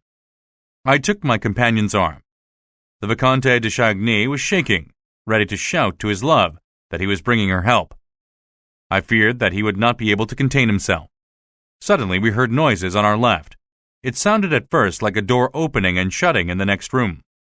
Then came a dull moan. I clutched M. de Chagny's arm more firmly still. Then we clearly heard the words, "You must make your choice, the wedding song or the requiem song." I recognized the voice of the monster, and there was another moan, followed by a long silence. I was sure that the monster did not know we were in his house, for otherwise he would not have let us hear him. He would only have to close the little window through which anyone could look down into the torture chamber. Besides, I was certain that, if he had known we were there, the tortures would have begun at once. The important thing was not to let him know, and I was afraid that the Vicomte de Chagny would rush through the walls to Christine Day, whose moans we could still hear. The Requiem Mass is not at all happy. Eric's voice resumed. Whereas the wedding song, you can take my word for it, is wonderful. You must decide, as I can't go on living like this, like an animal in a hole. Don Juan Triumphant is finished. Now I want to live like everybody else. I want to have a wife and to take her out on Sundays. I have invented a mask that makes me look like anybody. So you will be the happiest of women. We will sing together forever. Look at you, you're crying. You are afraid of me, but I am not evil. Love me, and you will see. I could be a kind and gentle man if you loved me. Soon the sound of moaning increased more and more. I have never heard anything more despairing. We recognized that this terrible crying came from Eric himself. Christine seemed to be silent with horror, while the monster was on his knees before her. 3 times Eric cried, "You don't love me! You don't love me! You don't love me!" And then more softly, "Why do you cry? It hurts me to see you cry." Each silence gave us fresh hope, and we said to ourselves, perhaps he has left Christine alone. We wondered how to let her know we were here, because we couldn't leave the torture chamber now unless Christine opened the door for us.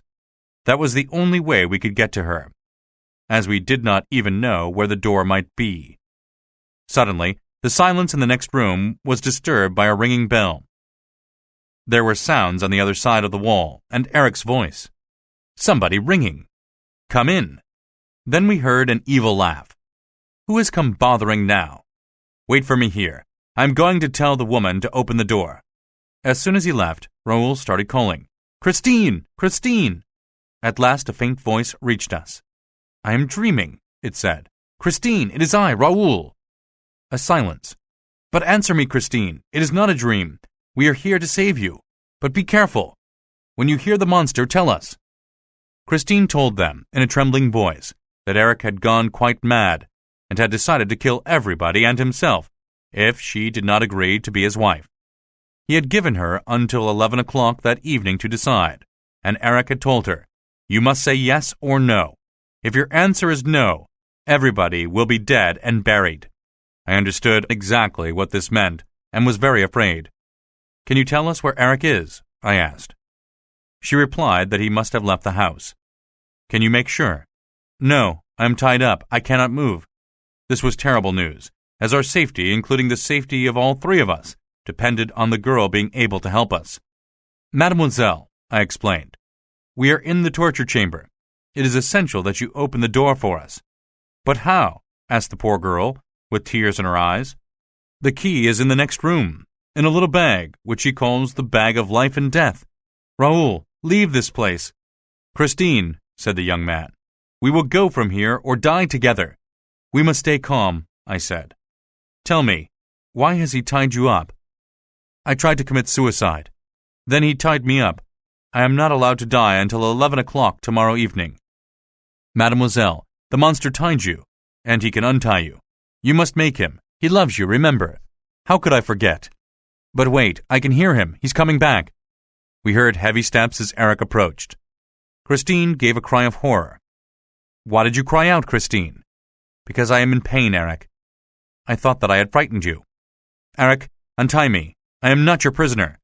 You will try to kill yourself again. You have given me until 11 o'clock tomorrow evening, Eric.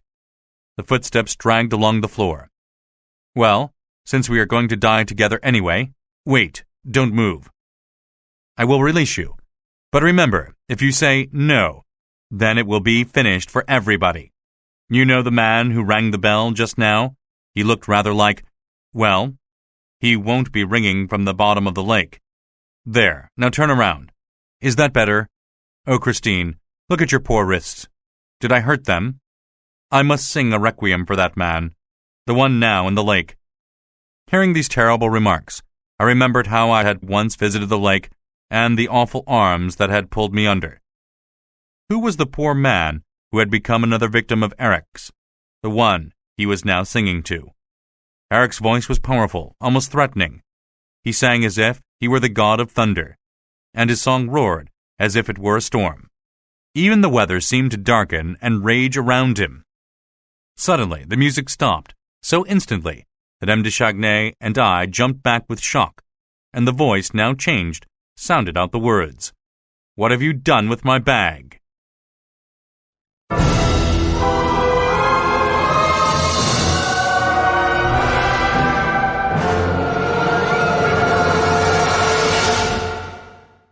Chapter 23. The Tortures Begin. The Persian's narrative continued. The voice repeated angrily, "What have you done with my bag? So you asked me to release you, so you could take my bag?" We heard quick steps. Christine ran back to the Louis-Philippe room, as though to hide in front of our wall. "What are you running away for?" asked the angry voice, which had followed her. "Give me back my bag, will you? Don't you know that it is the bag of life and death?" "Listen to me, Eric," sighed the girl. "If we are going to be married, what difference does it make?" "You know there are only 2 keys in it," said the monster. "What do you want to do?" "I want to look at this room, which I have never seen. It's a woman's right to know," she said, in a tone which she tried to make playful. But the trick was too childish for Eric. "I don't like women who need to know everything," he said. "Give me back my bag and leave that key alone." And he laughed, while Christine gave a cry of pain. Eric had taken the bag from her. At that moment, the Viscount could not help crying out, for he could do nothing to stop him. "What's that?" said the monster. "Did you hear something, Christine?" "No, no," replied the poor girl. "I heard nothing." "I thought I heard a cry." "A cry? Are you going mad, Eric?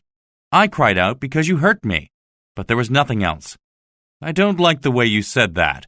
You're lying to me, I can tell. There is someone in the torture chamber." "Ah, I understand now." "There is no one there, Eric. The man you want to marry, perhaps," replied the monster. "I don't want to marry anybody." Then there was the horrible laugh again. He said, "Well, Christine, it won't take long to find out, and we don't even need to open the door. Would you like to see? If there is someone in there, you will see the little window light up at the top of the wall, near the ceiling. We only need to turn the light out. Pull back this black curtain and look in. That's it. You're not afraid of the dark, are you?" Then we heard Christine's voice. "No, I'm frightened, and I'm afraid of the dark. I don't care about that room, and I don't want to see. You're always telling me stories. I don't want to see it now. Not one little bit." And then everything began automatically. We were suddenly covered with light. The angry voice roared, "I told you there was someone. Do you see the window now? Whoever is inside can't see it. Go up those steps.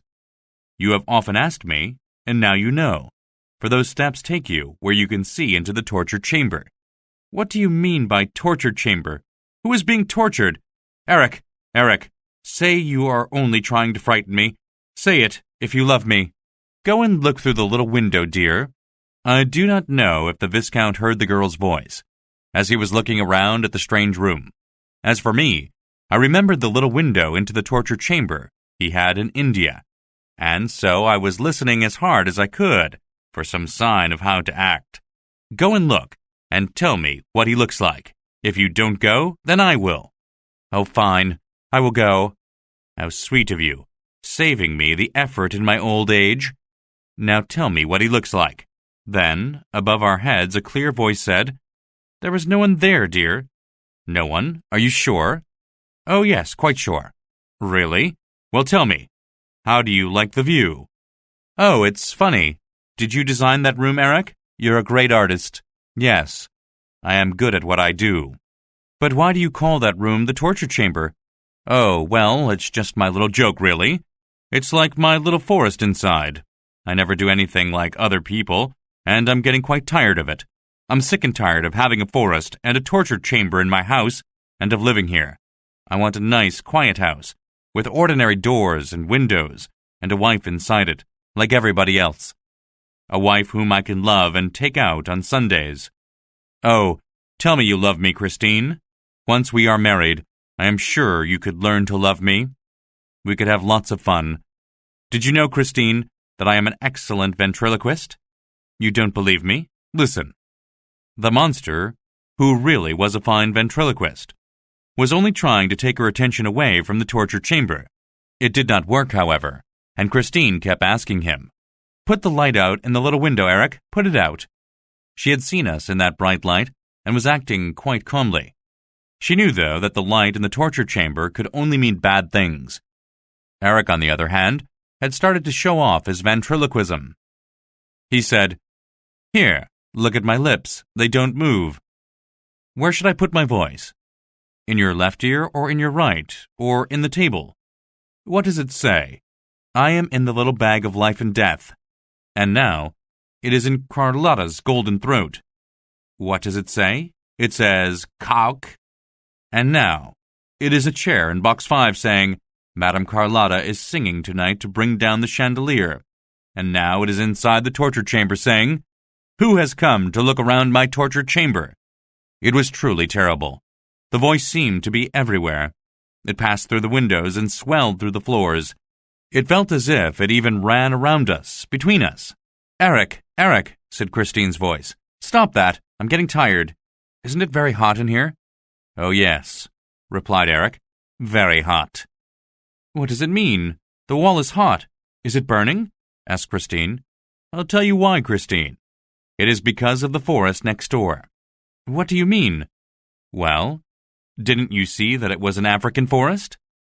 And the monster laughed so loudly and horribly that we could no longer hear Christine's cries.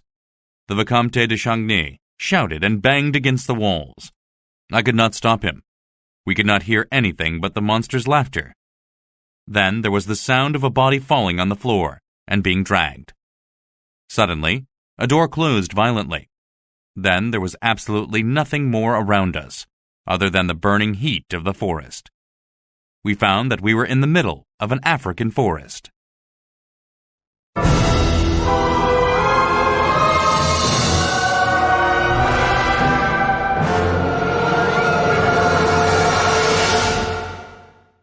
Chapter 24. Barrels, Barrels. The Persian's narrative continued. I have said that the room in which M. le Vicomte and I were imprisoned was a regular hexagon, lined with mirrors. Perhaps you have seen a room like this, which can trick the eyes, but Eric built the first room of this kind. You can place an object in the corner of 2 mirrors, and instantly there will be 1,000 of that object. Eric had placed an iron tree in one of the corners. He made it so that it would resist any attacks by someone trapped in the torture chamber. While we were inside the chamber, Eric managed to change the scene twice by rotating the object in the corner.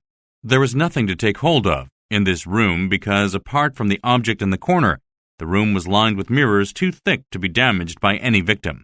There was no furniture, and the ceiling could light up. There was an electric heating system in place so that the room could be heated or cooled by the monster. The Viscount could not believe his eyes and passed his hand over his forehead, as if trying to push away a dream. It didn't surprise me at all, so instead I tried to listen for anything happening on the other side of the walls. I noticed that some of the mirrors were broken and scratched in parts, meaning that this torture chamber had been used before.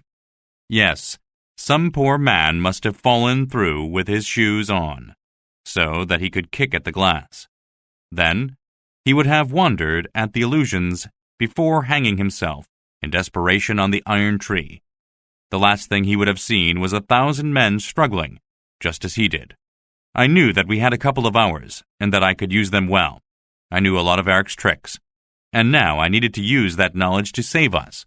To begin with, I gave up on the idea of returning through the passage we had arrived by, as it was too high to reach. Instead, I realized we needed to find access to the Louis Philippe room, in which Eric had trapped Christine. However, this door could not be seen from our side. First, I had to calm M. de Chagny, who was already acting strangely. The shock of the magic forest and the burning heat were affecting his state of mind. He shouted Christine's name, took out his pistol, and hit his head against the mirrors. The torture was already beginning to work on him. I did my best to make the poor Viscount listen. I made him touch the mirrors and the iron tree and the branches and explained to him how we were being tricked. We are in a room, a little room. That is what you must keep saying to yourself, and we will leave this room as soon as we have found the door. I forgot about the forest and started moving my fingers over one of the mirrors, as I had to find the spot to press which would turn the door, just like in Christine Day's dressing room. Eric and I were about the same height, so I knew it would not be higher than I could reach. After half an hour, it grew incredibly hot inside the chamber. The room changed, and we became completely lost in this illusionary forest. As hard as I looked, all I could find was branches, beautiful branches that spread above my head but gave no shade. And the sun was right above our heads, just like it would be in an African forest. M. de Chagny and I took off our coats and put them back on again because we could not decide which kept us cooler. M. de Chagny pretended he had been walking for 3 days and nights without stopping, looking for Christine Day. And then, at last, "Oh, I'm so thirsty," he cried. I went on hunting for the button to the door, as the forest was beginning to turn to night around us, and I knew it was not safe to be in a forest at night. Suddenly, we heard a lion roar a few yards away. The Viscount fired, but I do not think he hit the lion, just smashed a mirror. We must have covered a great distance, for by morning, we found ourselves on the edge of a desert of sand, stones, and rocks. The idea that Eric was probably in the room beside us, working his trick, made me suddenly decide to fight him. As he knew we were there already, I called to him, "Eric!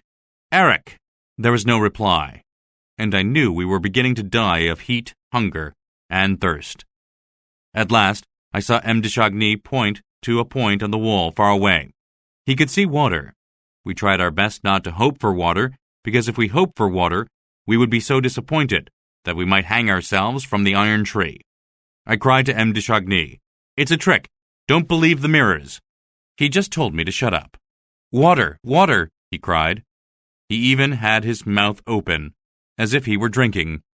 Lastly, and this was the worst torture of all, we heard rain, but it was not raining. Oh, I knew Eric had just put some little stones inside a pipe and was turning it upside down to make the noise. Even so, it sounded so real that we both put out our tongues and dragged ourselves toward the water. When we reached the mirror, M. de Chagny touched it, as did I, but it was burning hot. We fell on the ground in despair, but as we did, I saw what I had been looking for earlier. For in the floor, right near the lasso, was a black nail. At last, I had found the button.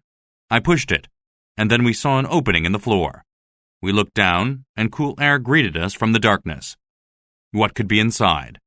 We walked down a little staircase into the darkness, and as our eyes became used to the darkness, we could make out round shapes. Barrels. We were in Eric's cellar, where he kept his wine and perhaps his drinking water. There were quite a lot of them, arranged in 2 rows, and we examined them to see if one might have an opening that we could drink from. Just as we were about to stick one with a knife, I heard a sort of singing, which I had heard often in the streets of Paris. "Barrels, barrels, any barrels to sell?" My hand stopped. M. de Chagny had also heard and said, "That's funny. It sounds as if the singing is coming from inside the barrel." I managed to make a hole, and the Viscount put his hands underneath. "What's this?" he cried. "This isn't water." He put his 2 full hands close to the lantern. I looked, and was so surprised I dropped the lantern, and it broke and went out. leaving us in complete darkness. In M. de Chagny's hands was gunpowder.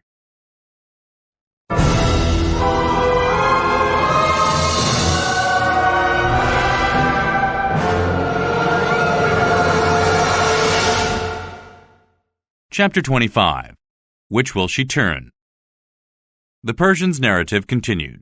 The discovery of the gunpowder threw us into a state of alarm that made us forget all about our past and present sufferings. We now knew what the monster meant when he said to Christine Day, "Yes or no? If your answer is no, everybody will be dead and buried." Yes, dead and buried under the ruins of the Paris Opera House. The monster had given her until 11 o'clock in the evening and had chosen his time well. There would be many people up there, many fine people in the brilliant theater. He would have all the richest, most beautiful people of Paris at his funeral, and would go down surrounded by their white shoulders and jewels. 11 o'clock tomorrow evening. We would all be blown up in the middle of the performance if Christine Day said no. And what else could Christine say but no? Wouldn't she rather die than live with Eric? She didn't know that her refusal would mean life or death for so many people. 11 o'clock tomorrow evening. At last, I found the staircase out of the cellar. Suddenly, a terrible thought came to my mind. What time is it? Yes, what was the time? For after all, 11 o'clock tomorrow evening might be now. Might be this very moment. We seemed to have been in that hell for days, for years. We rushed out of the cellar, yelling and running. Anything to escape the dark, even to return to the room of mirrors. We found the trap door still open, but it was now as dark in the room of mirrors as it was in the cellar. We dragged ourselves across the floor. But what was the time? M. de Chagny broke his watch in the dark and felt the hands. It seemed to point to 11 o'clock, but perhaps it was 11 o'clock in the morning. Suddenly, I thought I heard footsteps in the next room. Then Christine Day's voice said, "Raoul! Raoul!" We now all began to talk at once, on either side of the wall. The monster had been asking Christine again and again for her answer, and she had promised him the yes he wanted, if he would take her to the torture chamber. But he had refused, and after hours and hours, he had left her alone in the house. "What is the time now, Christine?" "It is 11 o'clock. 5 minutes to 11 o'clock. "Which 11 o'clock?" "The 11 o'clock which will decide life or death. He told me so before he left. He is quite mad. He tore off his mask, and his yellow eyes shot flames. He did nothing but laugh. Then taking a key from his bag, he said, 'Here is the key that opens the 2 black boxes on the table in the Louis Philippe room. In one box, you will find a scorpion. In the other, a grasshopper. Both cleverly done in Japanese metal. They will say yes or no for you. If you turn the scorpion, it means yes. And if you turn the grasshopper, it means no.' He also told me that he was throwing the key to the torture chamber into the lake. The 5 minutes had nearly passed, and I realized that the grasshopper must be connected to some kind of button that would blow up all the gunpowder in the cellar. However, I knew Eric, and it was also possible that he would trick the girl, and so maybe it was the scorpion that would blow up the gunpowder. 'Here he comes,' cried Christine. 'I hear him.' We heard his footsteps. He came up to Christine. Then I spoke. 'Eric, it is I. Do you know me?' Calmly he replied, 'So you are not dead in there? Well then, keep quiet. Not a word. Daroga. Or I will blow up everything. It is the lady's decision. Look at the boxes, Christine. Aren't they pretty? If you turn the grasshopper, we will all be blown up. There is enough gunpowder under our feet to blow up a large part of Paris. If you turn the scorpion, mademoiselle, all that powder will be soaked with water. Mademoiselle, to celebrate our wedding, you will give a wonderful present to the audience of the opera, for you will let them keep their lives. Oh, how happily married we will be.' There was a pause. Then he said, 'If, in 2 minutes, you have not turned the scorpion, I will turn the grasshopper. And let me tell you, it jumps very high.' 'Eric,' cried Christine, 'do you swear to me, monster, that the scorpion is the one to turn?' 'Yes.' I was crying out to Christine while M. de Chagny was on his knees praying. 'Eric, I have turned the scorpion.' Oh, the next seconds seemed like years, waiting to find ourselves in little pieces, feeling a crack beneath our feet, then the roar of the gunpowder exploding. It came softly at first, then louder, very loud. But it was not the sound of fire, it was more like the sound of water. We rushed to the trap door, and all our thirst, which had disappeared earlier, returned with the sound of the water. The water rose up through the cellar, above the barrels. It rose to our heads, our mouths, as we drank and drank. Then we went up the steps again, step by step, with the water. The water came out of the cellar with us and spread over the floor of the room. If this went on, the whole house on the lake would be covered. The floor of the torture chamber had become a little lake. This must be enough water. Eric must turn off the tap. We cried out to Eric and Christine to turn off the water, but they did not reply. It was halfway up to our waists. "Christine," cried Raoul, "turn it off." There was no one there. No one was in the next room. No one to turn the scorpion and turn off the water. We were all alone in the dark, with the rising water. We could no longer stand, and we were moving around with the water, which threw us against the dark mirrors. Were we going to die there, in that terrible place? "Eric," I cried, "I saved your life, don't you remember? You were sentenced to death, and I saved you." I grabbed hold of the iron tree, and M. de Chagny did the same. Still, the water continued to keep rising. We desperately needed to find the opening in the ceiling. We began swimming in order to find it. Already, there was only very little space for air between us and the ceiling. We could hear the air escaping through a tiny hole somewhere. We tried desperately to grab at the walls, but could find nothing else to hold. As we lost strength, we both began to sink. We made one last cry. "Eric! Christine!" The water bubbled in our ears. We sank to the bottom. Before everything turned to black, I seemed to hear, "Barrels. Any barrels to sell?"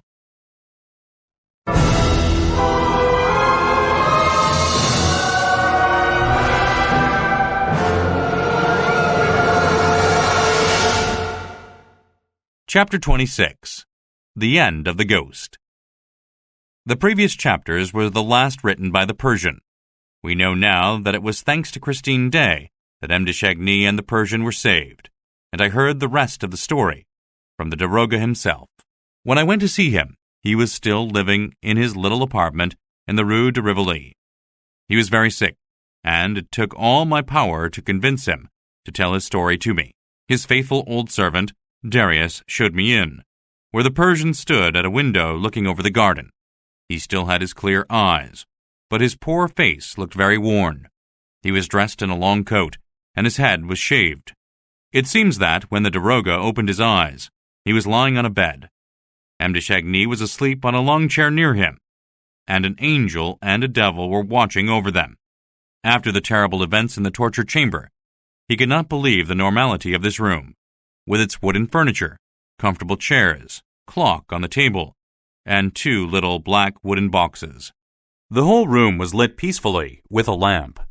The masked man was there, and he seemed even more horrible in this simple, neat room. He bent over the Persian and asked, "Are you better, daroga? You are looking at my furniture. It is all I have left of my dead mother." Christine Day did not say a word, but moved about silently, bringing him a cup of tea. The man in the mask took it from her hands and gave it to the Persian.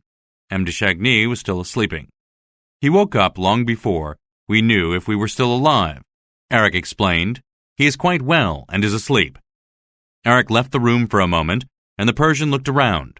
He saw Christine Day sitting by the fire and spoke to her, called to her, but she did not hear him. She did not look at M. de Chagny. Eric soon returned. "You are now saved, both of you, and soon I will take you back up to the surface, to please my wife." He told the Persian not to try to speak to his wife again, or it could be dangerous. Eventually the Persian did fall asleep, and did not wake up again until he was in his own room. Darius told him that he was found in the doorway of his apartment, where a stranger had rung the bell before leaving him. As soon as he was well, the daroga went to Count Philippe's house, where the answer was that the young man had not been seen, and that Count Philippe was dead. His body was found on the bank of the Opera Lake. The Persian remembered Eric singing a requiem mass for a man in the lake, and knew who the victim must have been, for he knew that Count Philippe would have seen his brother's hat in Christine's dressing room, and tried to follow. The Persian did not hesitate, and decided to tell the police everything he knew. Now the case was in the hands of a Monsieur Faure, who was completely unprepared for such a story and simply wrote it down and then treated the Persian like a child. In despair, the Persian wrote down his story, thinking he might send it to a newspaper if the police were not interested. He had just written the last line of his story when Darius told him he had a visitor who would not say his name. The Persian knew straight away who his visitor was and asked that he be shown in. The daroga was right. It was the ghost. It was Eric. He looked extremely weak and sick. Taking off his hat, his forehead was white, while the rest of his face was hidden by the mask. The Persian stood up. "Murderer of Count Philippe, what have you done with his brother and Christine Day?" Eric kept silent for a moment, then moved heavily toward a chair.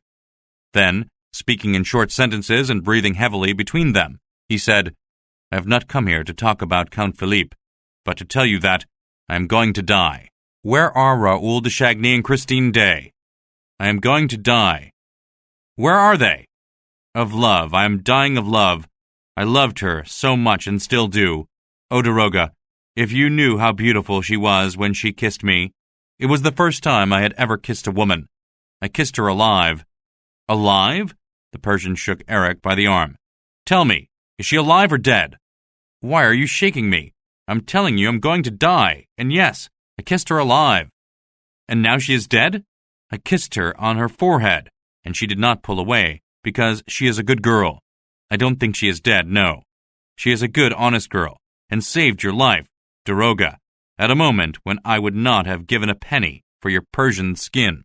She begged for your life and for his life, but I told her that, as she had turned the scorpion, we were engaged to be married.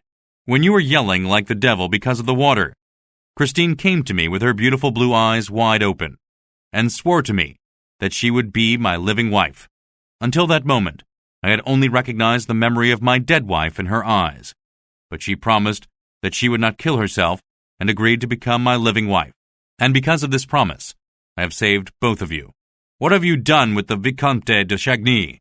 "I locked him up in the most remote and deserted part of the opera, below the 5th cellar. Then I went back to Christine. She had been waiting for me, and she allowed me to kiss her. The tears quickly fell from her eyes, and then I could not control myself any longer. I started to cry as I kissed her head and her little feet. Eric cried now, as did the Persian. Eric's story was too terrible for anyone not to cry. When I was at her feet, I heard her say, 'Poor, unhappy Eric.' I gave her back the gold ring, the one she lost, and told her to take it as a present, for her and for him. I told her that I was like an old dog, ready to die for her, but that she should marry the one she loved. I released the young man and told Christine that when I die, she must be brave and cross the lake over to my house. She must bury me there secretly, with the gold ring, which she must wear until that moment. I also told her where she would find my body." The monster stopped speaking. Then he stood up to leave. He told him that when he felt his end to be close at hand, he would send the Persian all his dearest things: Christine's letters to Raoul, a pair of gloves, and 2 handkerchiefs. Lastly, Eric asked the Persian to publish the news of his death in the epic newspaper so that Christine might know. That was all. Eric left the apartment and got into a taxi with Darius's help. He told the driver, "Go to the opera." The taxi drove off into the night, and the Persian knew he had seen the poor unhappy Eric for the last time. 3 weeks later, the epic published this advertisement: "Eric is dead."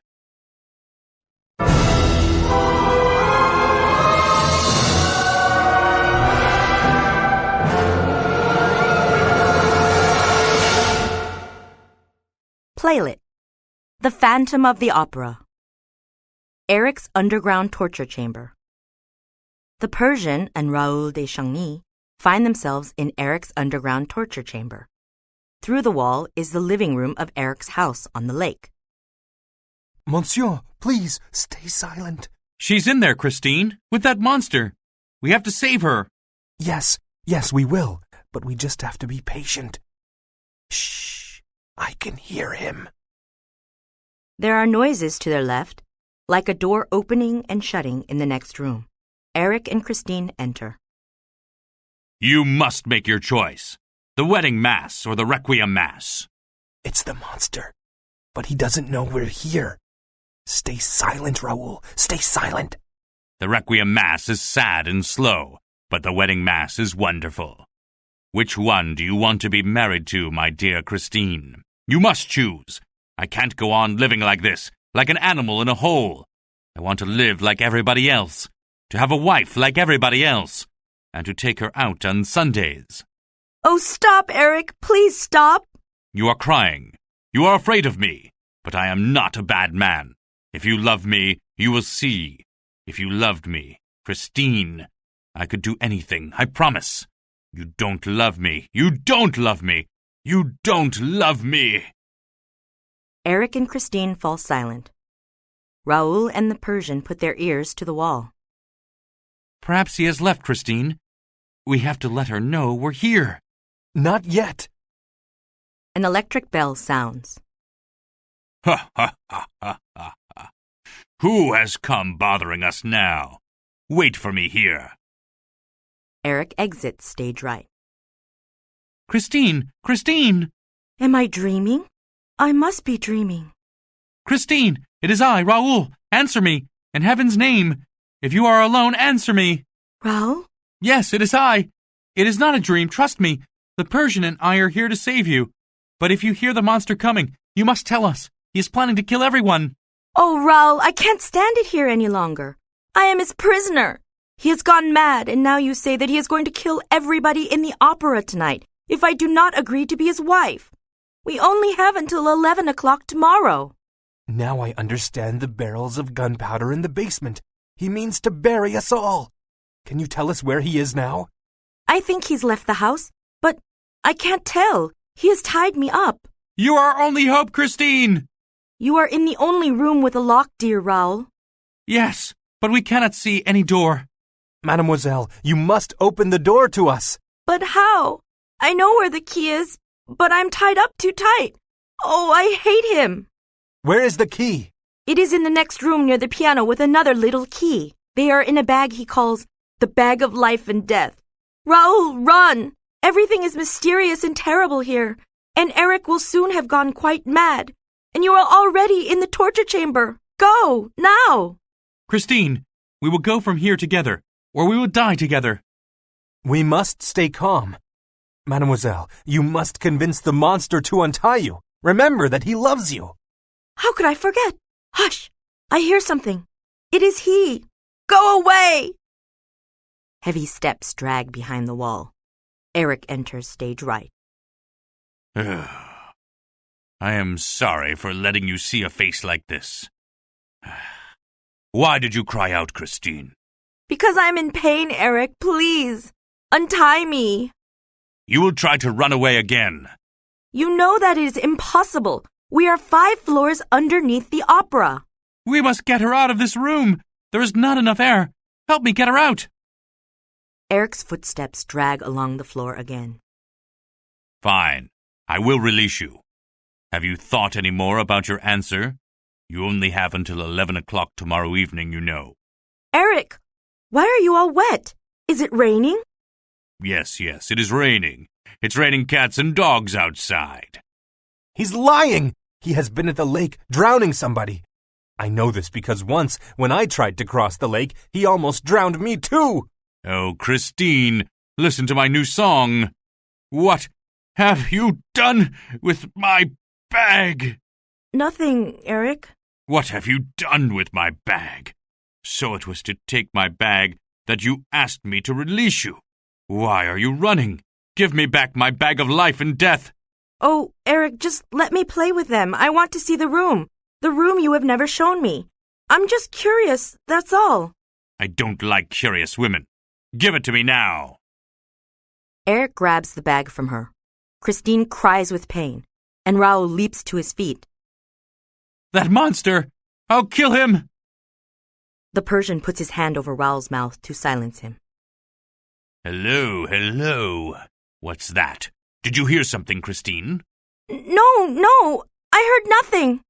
I thought I heard a man's voice. A man's voice? Are you going mad? How could anyone else be here? I cried out because you hurt me. I don't like the way you said that. You're lying to me. There was a man's voice. I heard it.